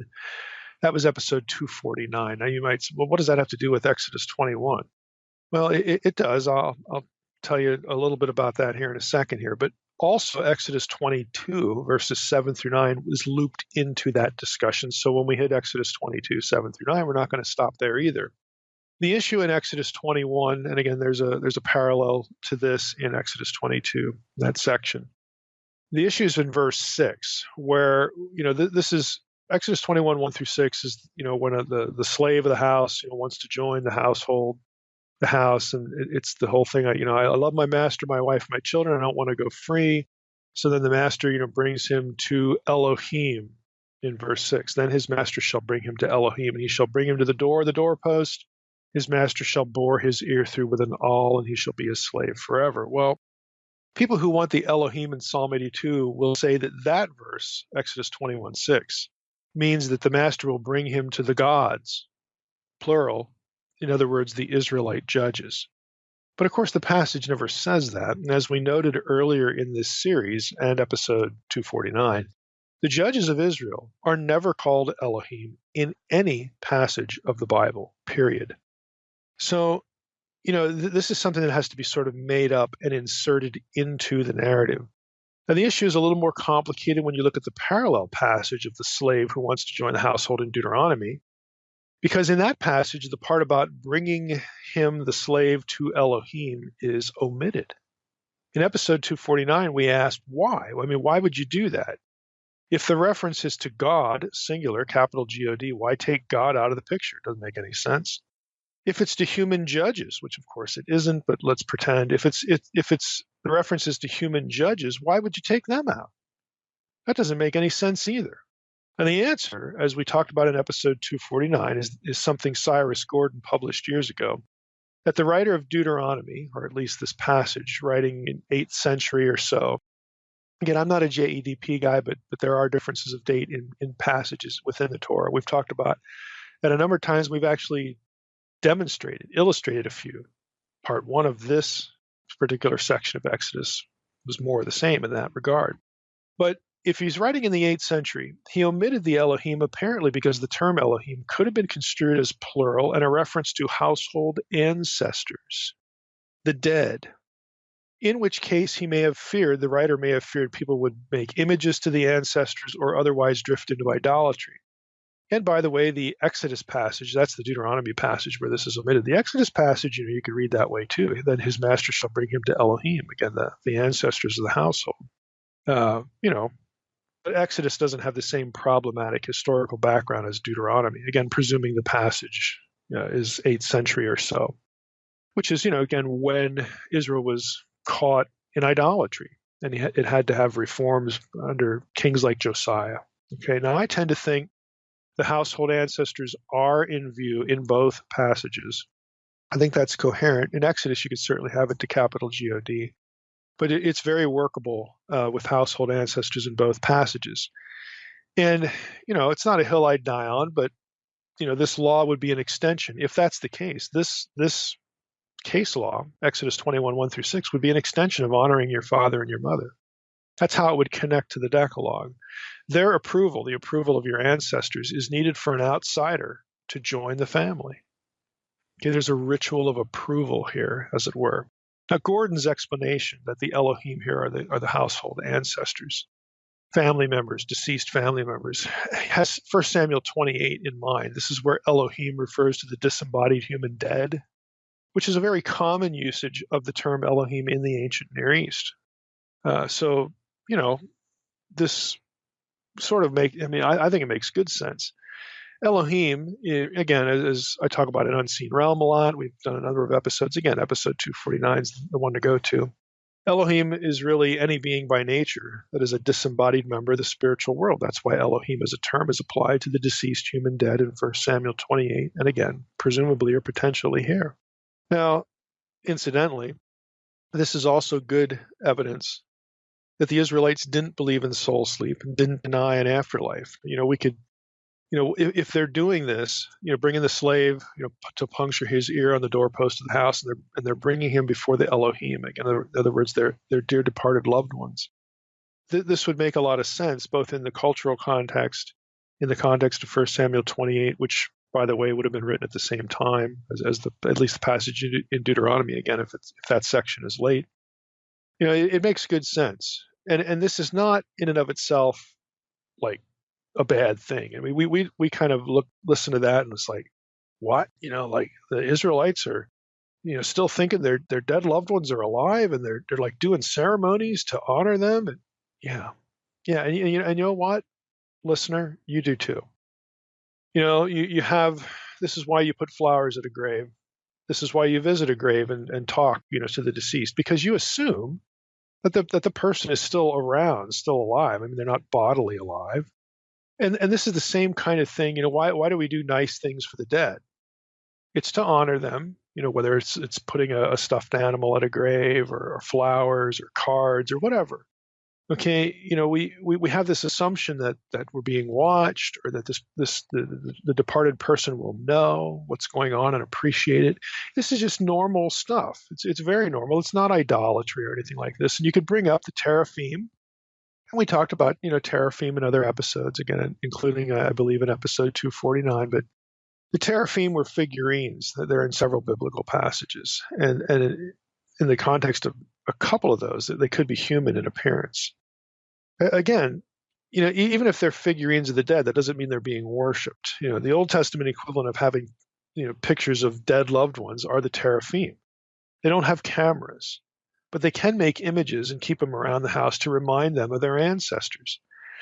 So this is, part of what they're thinking. It's very human behavior. Again, it's not necessarily anything forbidden. It could cross a line for sure, especially in Old Testament culture. And so the writer of Deuteronomy might have been, had the jitters because, hey, we've just lived through a few decades, maybe a couple centuries of idolatry, and God hates this. So we need to just sort of cut this off at the bud and going the extra mile. Like Gordon argues, it's conceivable that they could have taken the word Elohim out because of this fear. So it's not a necessary conclusion that people would take, but again, the writer might have jitters. Again, it in context, again, especially if that is the context, Israelite apostasy after the monarchy splits up. It makes a lot of sense. But again, that's Exodus 21, 1-6. If you want, the detailed information, listen to episode 249. So if we go to beyond that, 7-11, I'm just going to read, sections of this. So we have what follows. When a man sells his daughter as a slave, she shall not go out as the male slaves do. If she does not please her master, who has designated her for himself, then he shall let her be redeemed. He shall have no right to sell her to a foreign people, since he has broken faith with her. If he designates her for his son, he shall deal with her as a daughter. If he takes another wife to himself, he shall not diminish her food, her clothing, or her marital rights. And if he does not do these three things for her, she shall go out for nothing, without payment of money. So that's verses 7-11. Now, ultimately what this is about is truth-telling and really conceivably theft. You say, how? Well, because the guy, either sells his daughter as a slave, to a servant or, some other household or whatever, for whatever the circumstance would be. We're not told what it is. But if that daughter doesn't please the master can't just sort of kick her out, and she has nothing. She has no way to sustain herself. She's allowed to be redeemed. The money that was paid out, in exchange for her, there's this concept of a dowry, would either be given back to her or the father. She's brought back into the home. So in some way, she's going to be taken care of because the guy promised to support her. And there was a dowry exchange here, so he can't just renege on that. So there's an issue of theft. There's also an issue of truth telling. That he said he would honor this agreement and protect her and keep her. And again, if he designated her for his son, let's say the guy buys this girl and with the intent that he's going to give the girl to marry his son, then he's supposed to deal with her like he would his own daughter. Again, she's to be taken care of. So yes, it's a patriarchal society. Yes, it's primitive by our standards. All those things. Okay, I get it, but we need to look beyond this. That these passages aren't endorsing doing this today because we don't live in a theocracy. The theocracy, by definition, was planned obsolescence. If you're paying any attention at all to salvation history in biblical theology, from one end of the Bible to the other, Genesis to Revelation, even in Genesis, you are taught that ultimately the theocracy, the theocratic state that will come later, is not designed to be permanent. Everything is supposed to go back to the way it was in Eden, where you've got equality. You have equality. God wants people in His family. The ground is level there, all that sort of thing. An Edenic world. This is where things are supposed to go back, after the fall and after all the other, the three rebellions in Genesis 1 through 11 that take place to corrupt humanity and assist humanity in its own self-destruction. That's not supposed to be cured by the theocracy. The theocracy is a way station. It's a stopping point along the way. It's a temporary situation. So we don't have here a contradiction of that idea, and we know would be a contradiction because we're reading the rest of the Bible. We're reading beyond, the book of Exodus here, the Torah. We know the rest of the story. So, you do have issues here of truth telling and theft, avoiding theft. You don't take this money and not give it back. You don't, renege support and all this sort of stuff. This is the point to Exodus 7 through 11. That's what we're supposed to go away with. We're not supposed to do as some evangelicals have done, which is rather silly. I think silly is the nice word for it. And pretend like, Bible-believing Christianity, we're supposed to do this stuff now, sell each other and, be polygamous. Look, if you think that way, you're close to being biblically illiterate. Let's just leave it there. So we keep reading from verse 12. Whoever strikes a man so that he dies shall be put to death. But if he did not lie in wait for him, it sets up an accident circumstance, something unintentional. If he did not lie in wait for him, but God let him fall into his hand, again, so maybe this person was deserving of getting a punch in the nose, then I will appoint you for a place to which he may flee. But if a man willfully attacks another to kill him by cunning, you shall take him from my altar that he may die. That's a death penalty offense. So what you really have, I'll stop there, verses 12 through 32, the focus of these cases, these instances, is the thou shalt not murder law of the Decalogue. So in the preceding, verses 7 through 11, again, verses 1 through 6, if we have Elohim being the deceased ancestors, then we have a certain issue there about honoring your father and your mother. Okay, that would be the way that this connects back to the Decalogue. Verses 7 through 11 will be about don't steal, and tell the truth. Okay, honor your commitments. It's honoring a trust. Here, 12 to 32, the focus would be don't commit murder. Again, the focus is on intentional killing. Whoever strikes his mother or his father shall be put to death. Whoever steals a man and sells him, and anyone found in possession of him shall be put to death.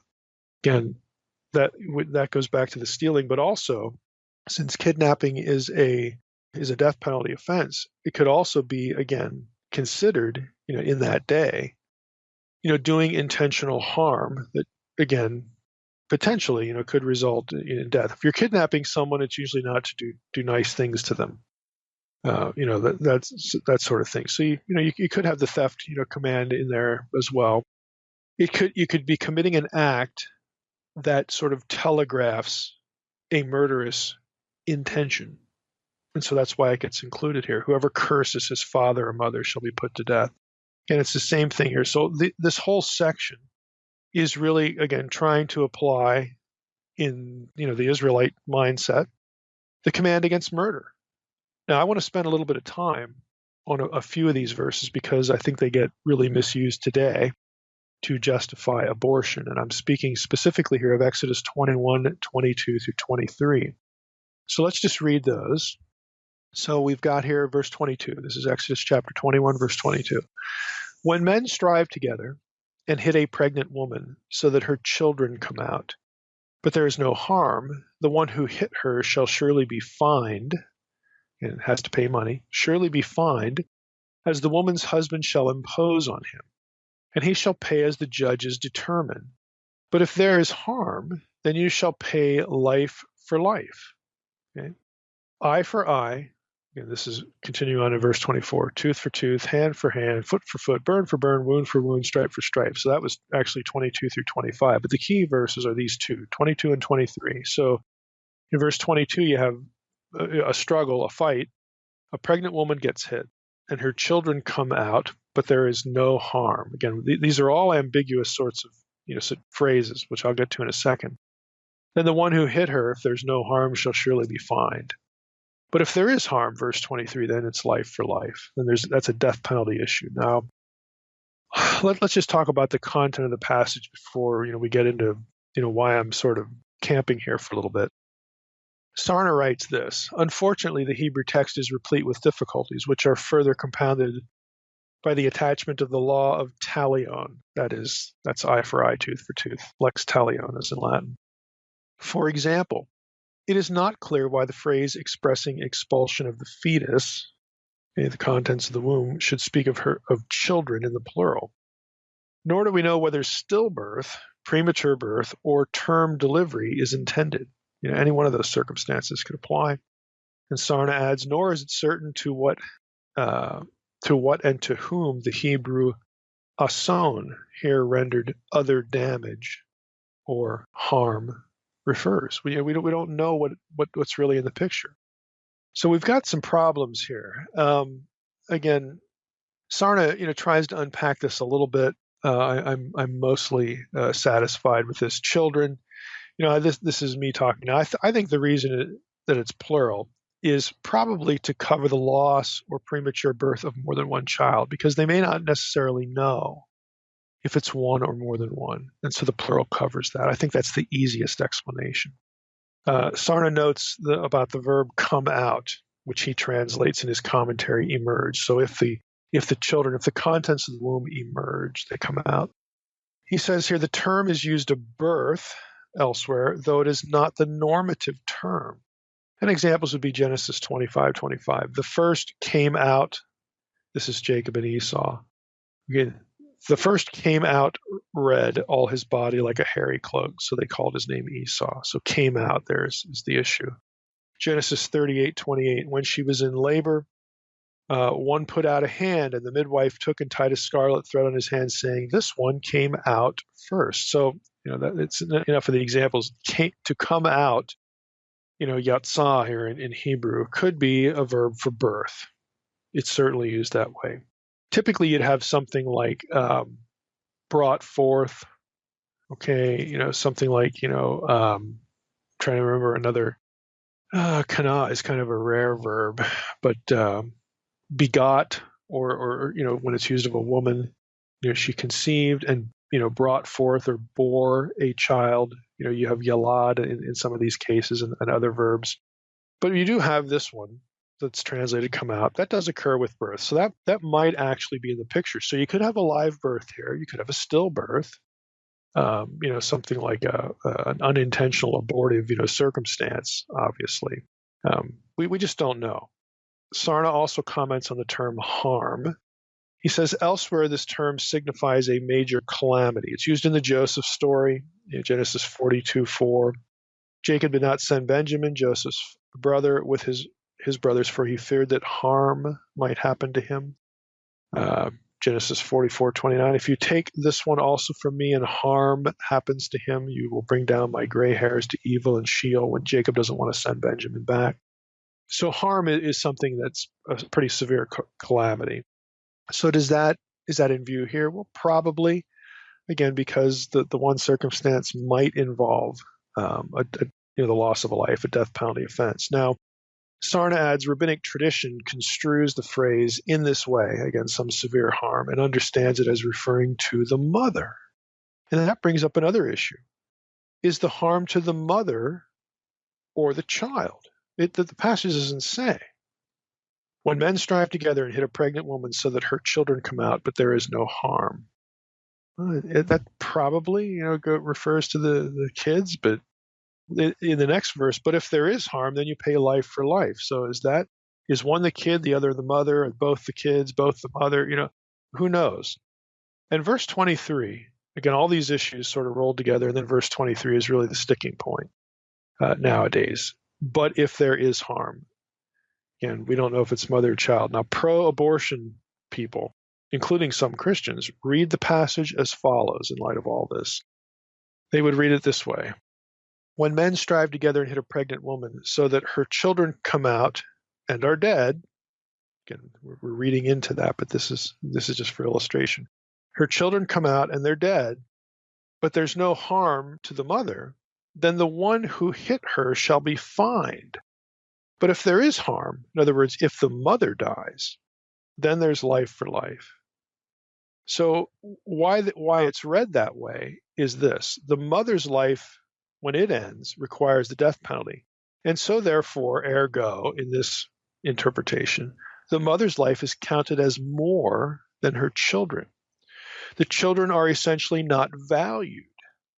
They're like either not human or subhuman or something like that. They're not really persons.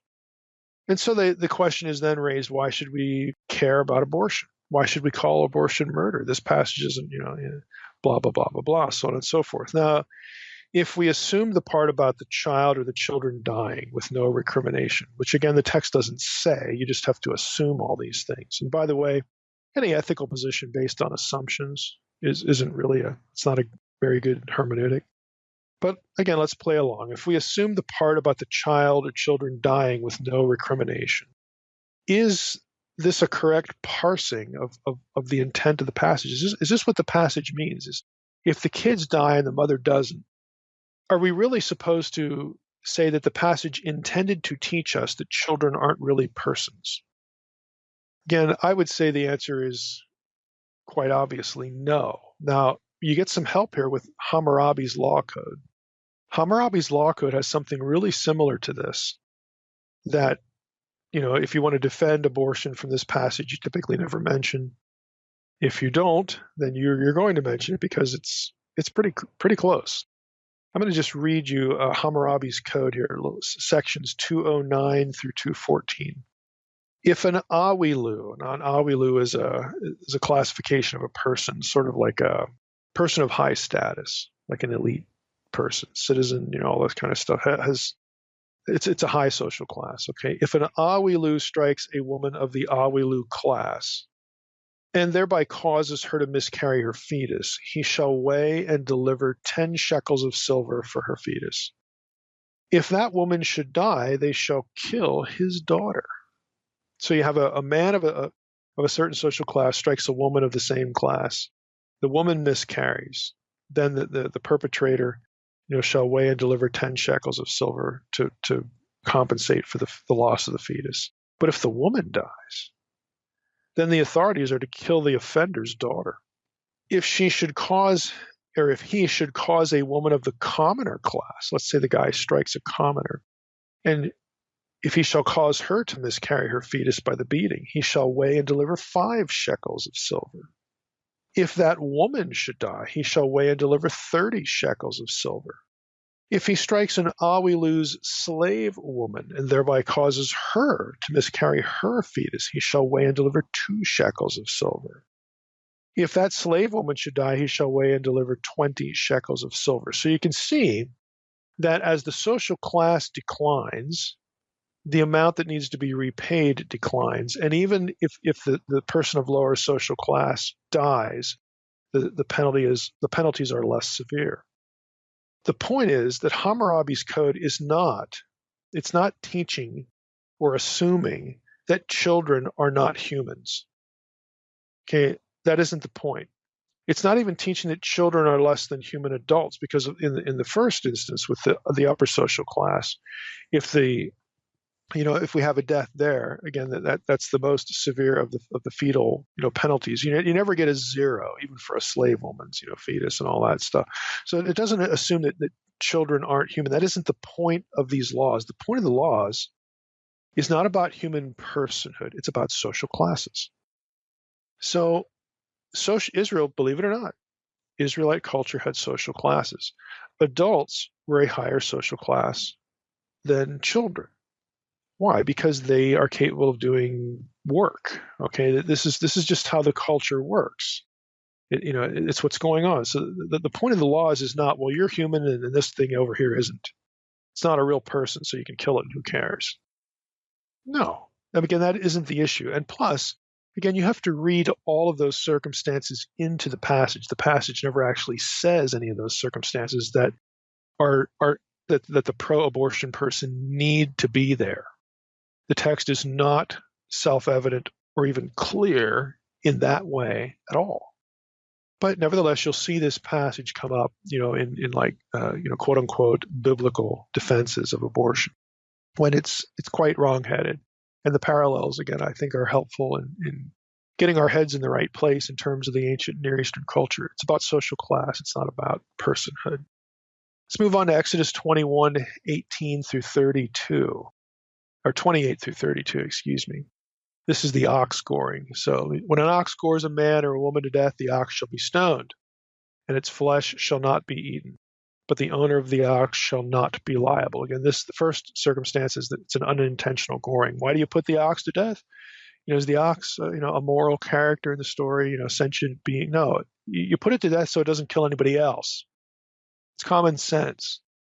It's capable of doing this. It did it once. It was unintentional, but we're getting rid of the ox. Could do it again. And the idea of not eating the ox is that, we don't want, you don't want people going, hey, that guy's ox gored me. Let's put it to death. And man, I could use a steak. Okay, you don't create the circumstance where the circumstances could be manipulated, and then a person loses some livestock and you get a meal. You don't do that either. Okay, so you don't eat it. There's no benefit to it. Verse 29, but if the ox has been accustomed to gore in the past, maybe it hadn't been reported, maybe it wasn't unto death. Okay. If it's accustomed to gore in the past and its owner has been warned but has not kept it in, and it kills a man or woman, the ox shall be stoned, and the owner shall also be put to death. Because this is, again, it's kind of obvious. This is, there's a difference here between accidental resulting in the loss of life and negligence, and personal responsibility. The unintentional thing, you have, some ransom and redemption going on. If a ransom is imposed on him, he shall give for the redemption of his life whatever is imposed on him. So even the guy who's responsible here, who didn't heed the warning, could be ransomed here because it's not a premeditated murder. But he was warned and he was negligent, didn't do anything about it. So he could be put to death, or he could be ransomed in some way. So this is an application of thou shalt not murder. What's murder? This is an instance that helps us define what murder is, where there is no ransom, versus what isn't. And even in the category of what isn't, if a person is just willfully negligent, that person does put his own life in jeopardy. Again, he could be ransomed, but it's not a good situation by any stretch of the imagination. So again, these are case laws. They allow interpretation and nuancing of something in the Decalogue. So you go from that point, Exodus 21:33, all the way into Exodus 22 through 15. It's a string of laws, case laws again, about really that revolve around restitution. Unlawful theft, unlawful taking of property is in view, in these.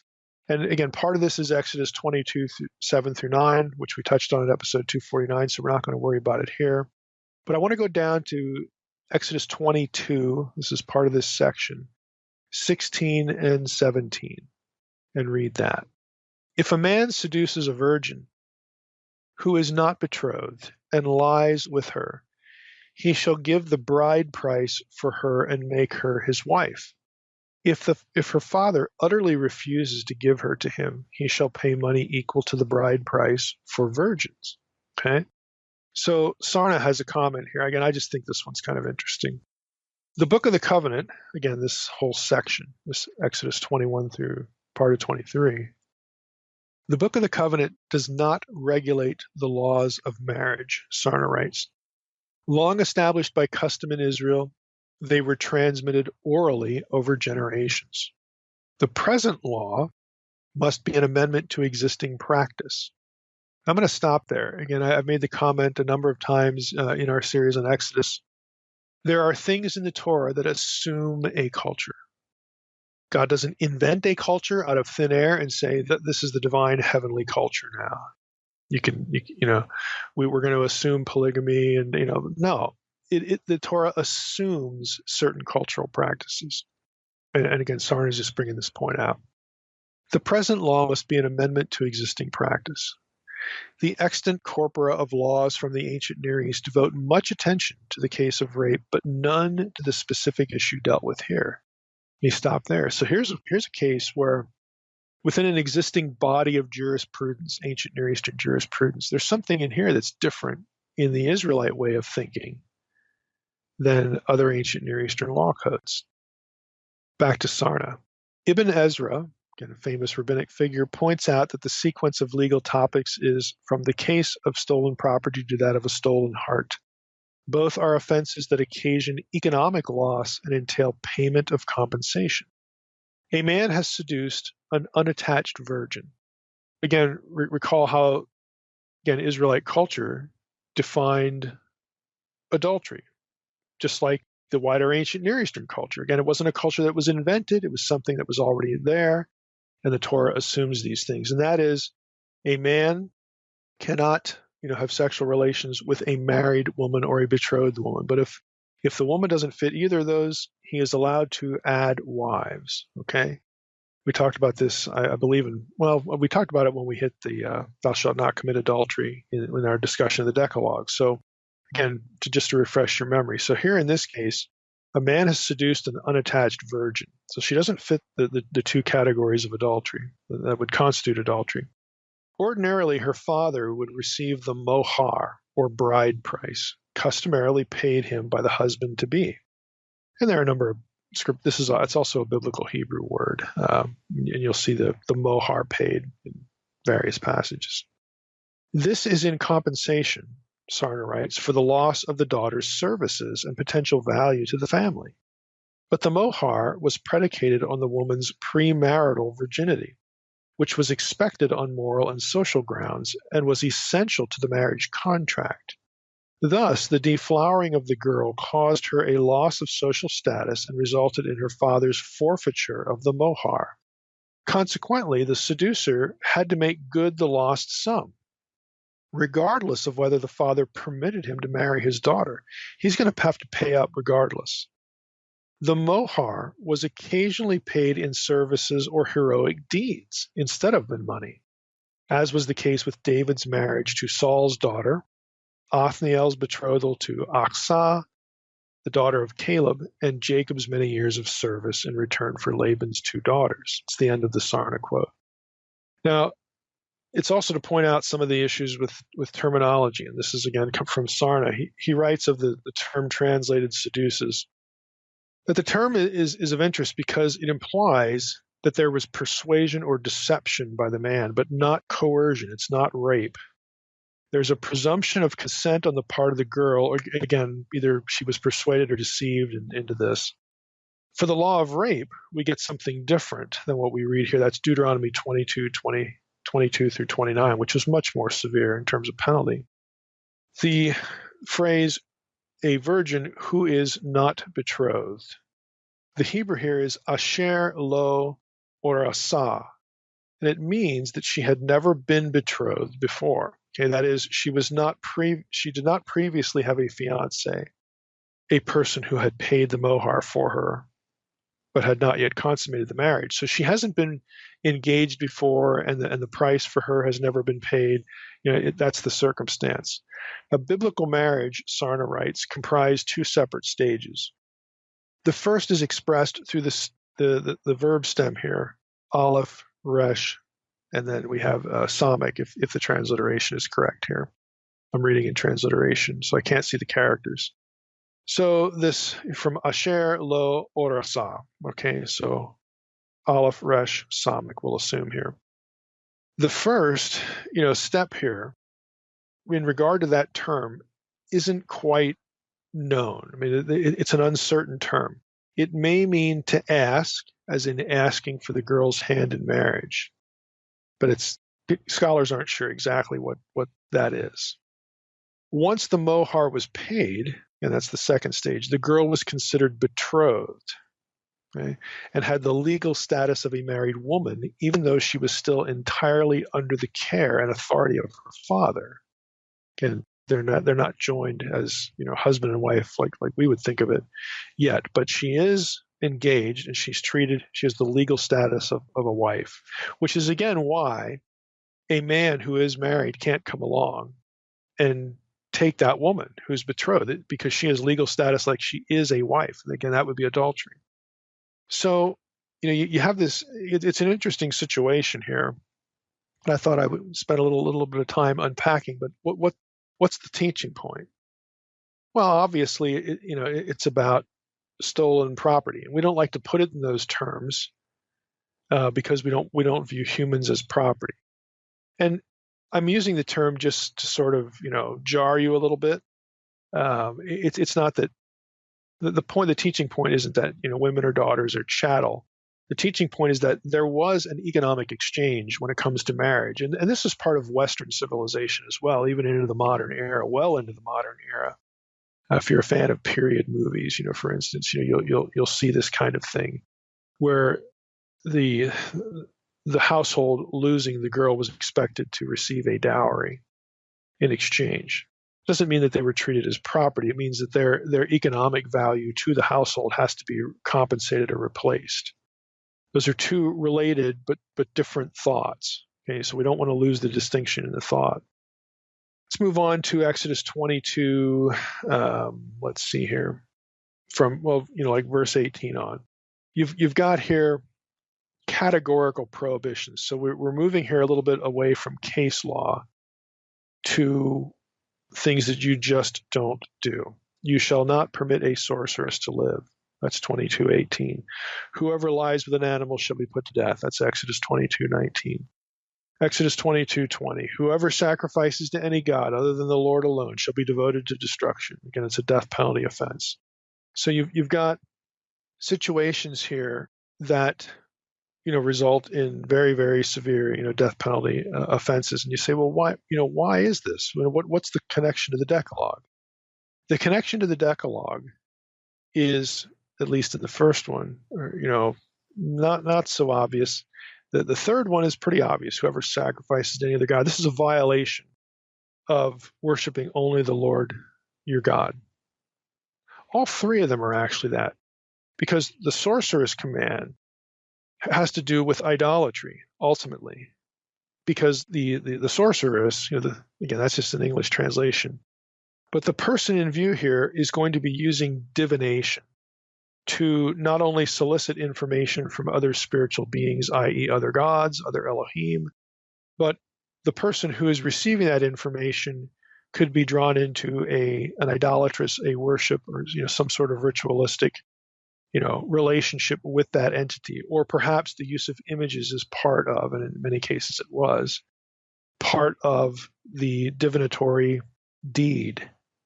So the context for this is idolatry, which is a violation, clearly, of the early commands in the Decalogue. That's why we get the death penalty offense here. No other gods. When you switch sides, and what's the context here for Exodus 21 through 23?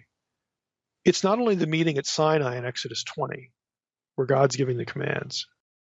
It's also Exodus 24. It's the sealing of the covenantal relationship.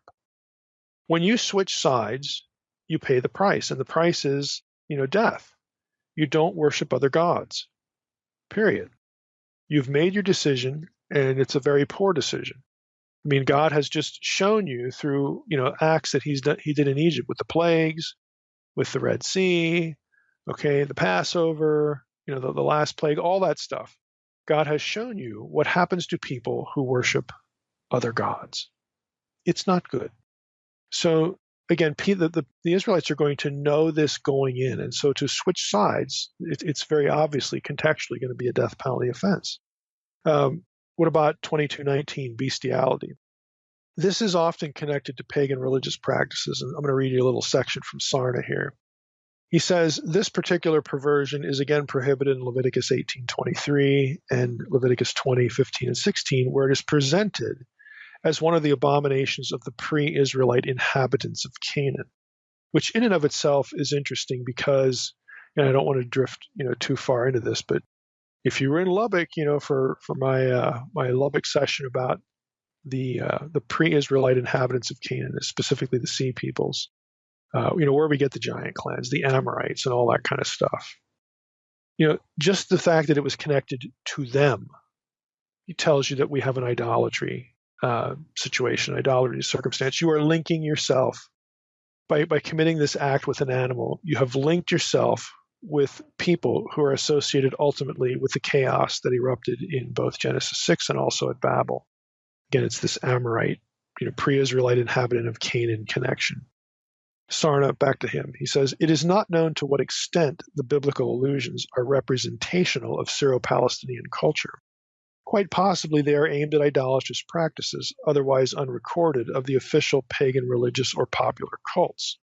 Of the law collections of the ancient Near East, only the Hittite laws legislate against bestiality, imposing the death penalty, except, and this is weird, this is an oddity of Hittite law, except for copulation between a human and a horse or mule, which inexplicably is not an offense. It's just weird, but Hittite law is known for this. Hittite ritual texts dating back to the second half of the 13th century BC describe the purificatory rites for the removal of impurity of bestiality and incest from a man in those situations. Otherwise, references to this abomination are restricted to mythological literature and to records of dream experience. That's the end of the Sarna quote. The mythological reference there is probably Baal. I would say mostly going to be something associated with Baal, which of course is intimately associated with Amorite sort of situation. Baal copulates with a cow in one Ugaritic text, so that's probably the reference. Again, it's it was especially again as Israel receives the law, they enter into the covenant, they get into the land, they settle in the land. Again, they're going to become familiar with Canaanite religion too much because they don't drive the inhabitants out completely. We know this from Judges, the first chapter of Judges, and they're going to be exposed to this, to stuff about Baal. They're going to have heard this. So again, the law would especially make sense in that way. 22:19, this is the obvious one. You don't sacrifice to the gods of other nations. Interestingly enough, Sarna pulls this out from the Hebrew text. He says, the reference is to the gods of other nations. Okay, I'll read it again. Whoever sacrifices to any god other than the Lord alone shall be devoted to destruction. So Sarna says, and he's right. This is what the Hebrew has. Whoever sacrifices to the gods. And Sarna writes, this understanding is indicated by the vocalization of the Hebrew La Elohim as distinct from Le Elohim, which refers to one God, like to God. So if you have the preposition plus Elohim, if it's Le Elohim is the way you would correctly pronounce it. That's to one God. But La Elohim is to the gods, specifically, again, the gods of the nations. And so you're put under the cherem, the devote to destruction law, which was aimed at the people who did those things and ultimately were associated with the Amorites. Again, I can't drift off into why that connection makes sense with giant clans and whatnot. Again, this is material that's a bit beyond, well, a good bit beyond what we covered in Unseen Realm. It's the kind of thing, I have this on my possible list of topics, for the Naked Bible cruise in October, but we'll see when we get there. But this is, again, a big deal. It's an obvious application and a set of prohibitions that derive from, again, the early commands of the Decalogue. Now, in Exodus 22, verses 20 through 26, we get a series of social justice commands. I'll just read you a few of them here.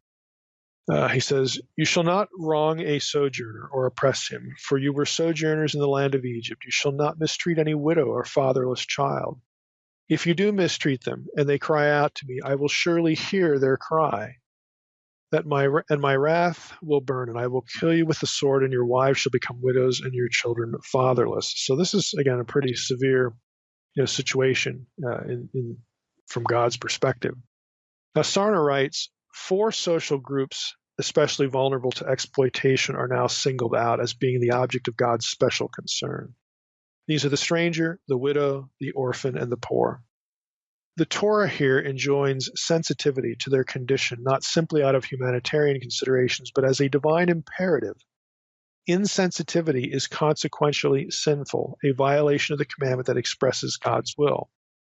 A striking feature of the Hebrew legal formulation is the manner in which the audience is addressed in the singular and the plural, following the pattern of the Decalogue. This is the Decalogue, and it actually does this too, refers to whoever's in view in both singular and plural terms. It recognizes, Sarna continues, both the individual and society as equally responsible and accountable for the terms of the covenantal relationship between God and Israel. Social evil is thus a sin against God and humanity. Now, I want to throw some thoughts out here in light of that. The reason, again, this singular and plural thing is ultimately because the nation collectively is going to enter into a covenant with Yahweh. We're going to see that in Exodus 24. Well, that's all well and good, but here's what I want to throw out. This doesn't apply to modern states by definition because A, they aren't theocracies. They're not new Israels, okay? And B, those nations, modern nations, have never enacted a covenant with Yahweh. A better analogy than state power is the church, the people of God now. When we make no attempt to address social evils, we do wrong. That ought to be obvious, but the more difficult question for us today is by what means? Now, the church is not a theocratic state, and it's not intended to be a theocratic state. It is not attached to specific geography, nor is the Great Commission concerned with gaining and holding geography. So the modern notions of statehood and this and the church, this is apples and oranges, okay? The principle, though, of God's people trying to address and protect, the most vulnerable, I mean, that's a legitimate application. What we have going on here is about God using believers to save people. In the Great Commission, God is using believers to save people from all the nations, to incorporate them into his family. Again, that's what we're tasked to do. It's God's job at the day of the Lord and return of Christ to judge the nations. That's not our job as the church, as God's people. What's in view here, again, is believers, the people of God individually and as the believing community, i.e. the church today. We're supposed to do what we can to alleviate suffering and to make sure people are treated justly according to God's morality, God's good justice. Believers we're supposed to address this stuff. We're supposed to address social evils individually and corporately as the community of believers. We're not supposed to hand that responsibility to the state, is what I'm ultimately trying to get to here. We, as the church, are not a state. We are not a theocratic state. We are not supposed to make our states in the modern world theocracies. That is not the Great Commission. On the other hand, instead of that misguided thinking, we as individual Christians, we as believing communities, our own local churches, we're supposed to do what we can to alleviate this sort of suffering and to address social problems. Again, not with the intent of, we need to turn the America into a theocracy and get it back to, being no, we're not the new Israel. America is not the new Israel. Okay, you could say the church, the believing community, the family of God, you could say is a new Israel, okay, because the New Testament does use that language. But again, the intent of that is not to set up a theocracy. The intent of that is to go out into all the world, like the Great Commission says, and win people through the gospel and bring them back into the family. Okay, we tend, Christians today, too many of them tend to conflate all these things and not think carefully about their nuances. Now, what I just described is not what's known today as the social gospel. God forbid. The social gospel redefines the gospel as good works on behalf of the poor and downtrodden. It's a bait and switch. It redefines the gospel as addressing social problems. That is not the gospel. While we should do that, while we should address social problems, none of that is the gospel. Rather, a better way to think about it is all of that stuff is pre-evangelism. It's pre-gospel stuff.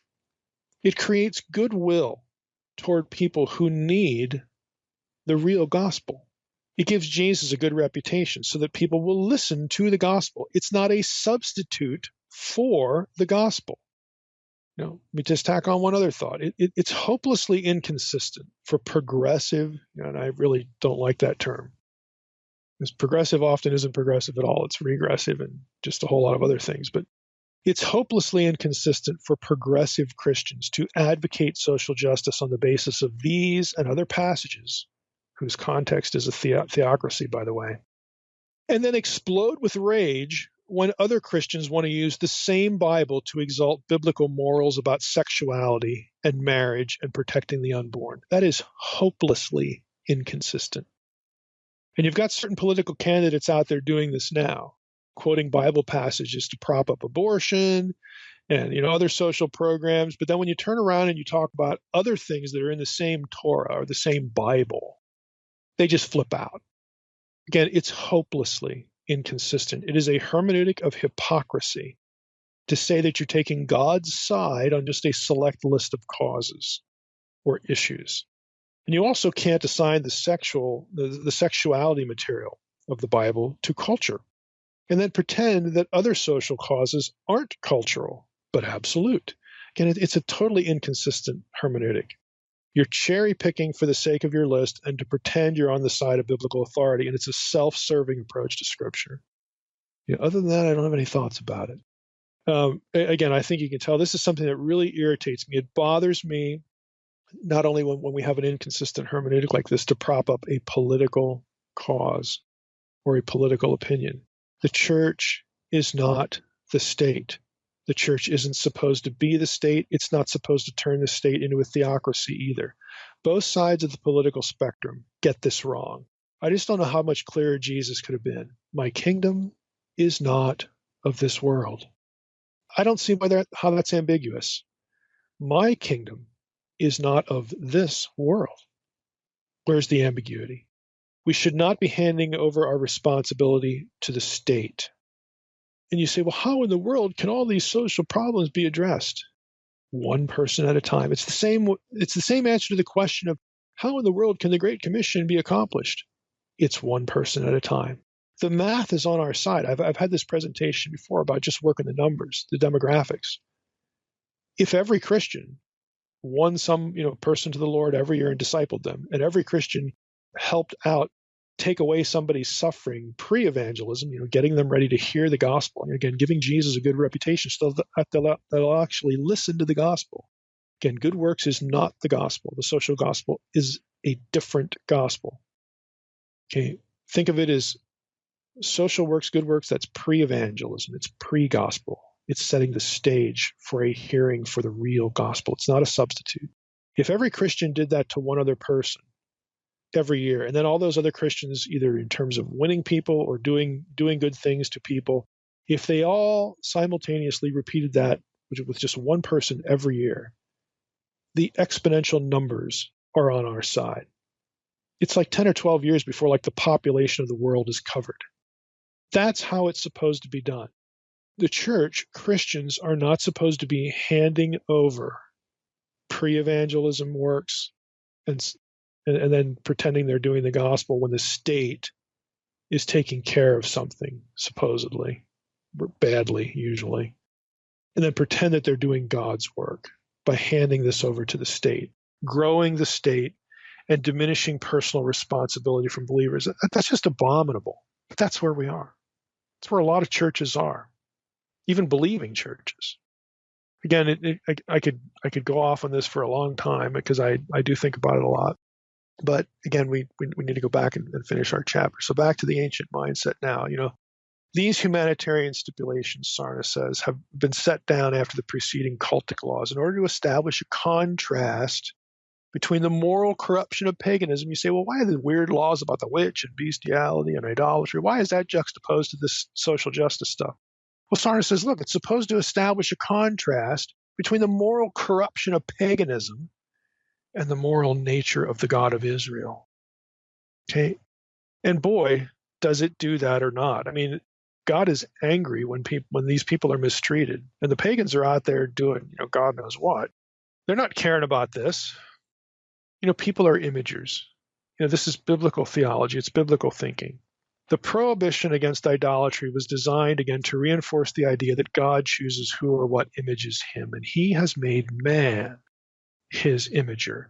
When he shows up in visible form, he says to people, now don't make any visible form, that it's supposed to be me. Don't even if it's in your head and your heart that this is Yahweh and we're bowing, don't do it. You are not supposed to bow to anything made by human hands. But when God chooses to show up, how does he show up most of the time? As a human. Again, the theological messaging that goes with that, I hope doesn't escape you. And if you're thinking about that, it helps you think about the concept of imaging, thinking about God's preference for making himself known as a human being, and human beings are his imagers. Then mistreatment of fellow humans is a violation of the way God wants not only your culture to function, your society, your church, the believing family, not only wants that to function that way, but it's actually a violation of the principle of how God wants to be worshipped or not. And it still goes back to the connection, with the Decalogue. At the end of the chapter, we're just going to wrap up here. There's a section about interest and loans and the poor, which is, kind of interesting. I'll read you a little bit of what Sarna says, but I don't want this to go too long. Again, there's so much in the passage that, we could comment on. But Sarna writes this. The laws aimed, again, this is Exodus 22, 24 through 26. The laws are aimed at protecting the desperate poor from exploitation by the more fortunate. They are the first of several such laws in the Torah that regulate loans and forbid the taking of interest. The others are Leviticus 25, 35 through 38, Deuteronomy 23, 20 and 21, Deuteronomy 24, 10 through 13. The association of loan giving with the poor provides the social background to the prohibition. Prior to Solomon's time, Israelite society was composed overwhelmingly of peasants in villages operating in an agrarian economy. Tribal affiliation carried with it the obligation of mutual cooperation and support. In these circumstances, the need for a loan would be occasioned not by business and commerce, but by dire poverty. Those who habitually lived at little more than subsistence level would need to borrow either money or grain if disaster struck.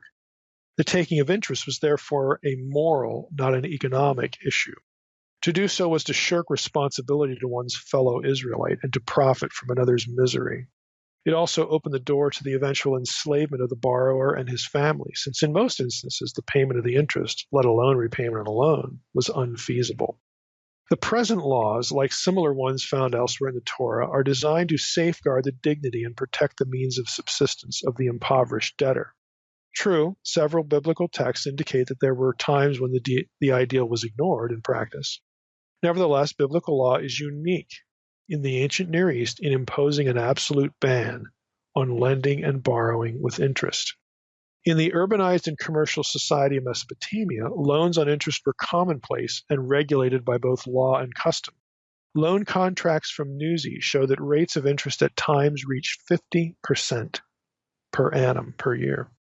The laws of Eshnunna and Hammurabi pay attention to loans. Generally, interest rates specify 33.33% per annum on loans of grain and 20 to 25% on loans of silver. The system resulted in the granting of legal sanction to the practice of seizing the non-paying debtor or members of his family and depriving them of their freedom. And that's the end of the Sarna quote. That's the point of these laws. Again, their own cultural context is, a society where you were supposed to take care of each other, as fellow Israelites, members of this covenantal relationship with Yahweh. Again, I think that applies very, very nicely to the church. But again, even if you want to dispute charging interest of another Christian and all that sort of stuff. I understand we're not a theocracy and all that. The real principle here is to avoid the debasement and to not extend the vulnerability of people. I mean, the ancient Near Eastern interest rates, as we just read those examples, and they're the most common examples that you could cite here, are exorbitant, and they create the set of circumstances that create debt slavery. That is unique in the Hebrew Bible in that circumstance is what is specifically to be avoided. And the Bible does this in other ways, like the Jubilee year and all this kind of stuff. You are not supposed to do this kind of thing, to people, to members of, at least members of your own community. Now, outside, again, Sarna comments on Deuteronomy 23:21. That passage permits the exaction of interest on loans made to a foreigner, that is, to one who resides in an Israelite locality only temporarily. Likewise, debts incurred by a foreigner are not canceled in the sabbatical year, Deuteronomy 15:3. These distinctions are drawn because the foreigner referred to would most likely be a traveling trader who takes a loan for commercial and business reasons. Because of his mobility, such an individual would constitute a high risk, like he could just never come back. This situation is well documented in the ramified and far-flung trading operations carried on in the Assyrian Empire, which were financed through private enterprise. It's the end of the Sarna quote. But there's all sorts of examples of what he just cited where you would, within an Israelite context, we'll just keep this, you were allowed to charge interest of a foreigner, someone who was not a member of the community, because of some of these logistical reasons. I mean, that sets the context. So if they repaid you, you would get a little bit, more back, potentially. It also might create a set of circumstances where people would be hesitant to borrow from you, at least initially, feeling that they were under this obligation. But within the community, and the bigger principle here, within the community, and this is a theft issue, if you do this thing that you're forbidden from doing to members of your community, financially, if you go ahead and do that, you're guilty of theft. It's an extension, again, of the Decalogue, this idea. But you're not supposed to create the set of circumstances that, again, would create the possibility of debt slavery. This is something to be scrupulously avoided. And even within the community, even if some set of circumstances evolves or devolves where a person is in this situation, disaster strikes or whatever, even that was limited by the Jubilee idea. So again, it gives you some context for how things are at least thought about. I don't really have time to comment on the last verse here, Exodus 23:19. This is where we would quit. The whole "thou shalt not boil a kid in its mother's milk." I will say this only.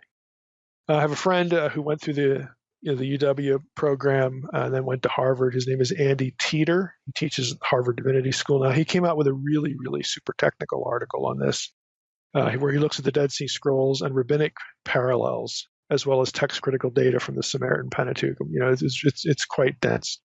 But he argues that the point of the prohibition, "thou shalt not boil a kid in its mother's milk," it's akin to saying you should not commit premature sacrifice of the contents of the womb. I mean, this was something that you were not supposed to do. Now, you could do this accidentally. You didn't know it was pregnant. I don't know how if you're an agrarian culture, you should kind of know that. But that was considered something ritually disallowable. And so it's another way of saying the same thing. Deuteronomy 4:21, Exodus 34:26 has laws about not sacrificing, a newborn and the mother on the same day. And so this is just a different way of making the same point. And that's Andy's argument, is that that's really what it means. It's not anything about, Canaanite religion or something like that. It's just, here you go. Even though the Canaanites, would have cared less. So there's a connection there, and with certain, rituals, there could be a connection to idolatry. Okay, well, nobody's going to deny that. But the real point here is another way of expressing the same idea of those other two passages. So that's our little foray, again, through the covenant code, again, Book of the Covenant. And I realize it was hit or miss, but the point I want to reinforce as we wrap up here is, look, it's strange. These things don't look like they go together. The order is haphazard. Like, what in the world is going on here? And part one deals with how difficult the situation can be and how convoluted it can be. Everybody knows that, again, who deals with this section. But the thing to recognize is it is what it is because they are illustrating, they are living out, they are trying to apply the much more simple, but still at times ambiguous laws from the Ten Commandments, the Decalogue. Again, that we just spent 3 weeks, 3 episodes covering the actual Decalogue. So that's what this section is about. And what we're going to do now is we're going to move on. When we come back to Exodus, we're going to move on into the angel passage. We'll say a little bit about that. But eventually we're going to get to the actual covenant ceremony, and then into some of the other stuff that Exodus is known for, like building the tabernacle and the Ark of the Covenant and all that stuff. So we're almost there as well. But this is the end of our little foray into the legislation.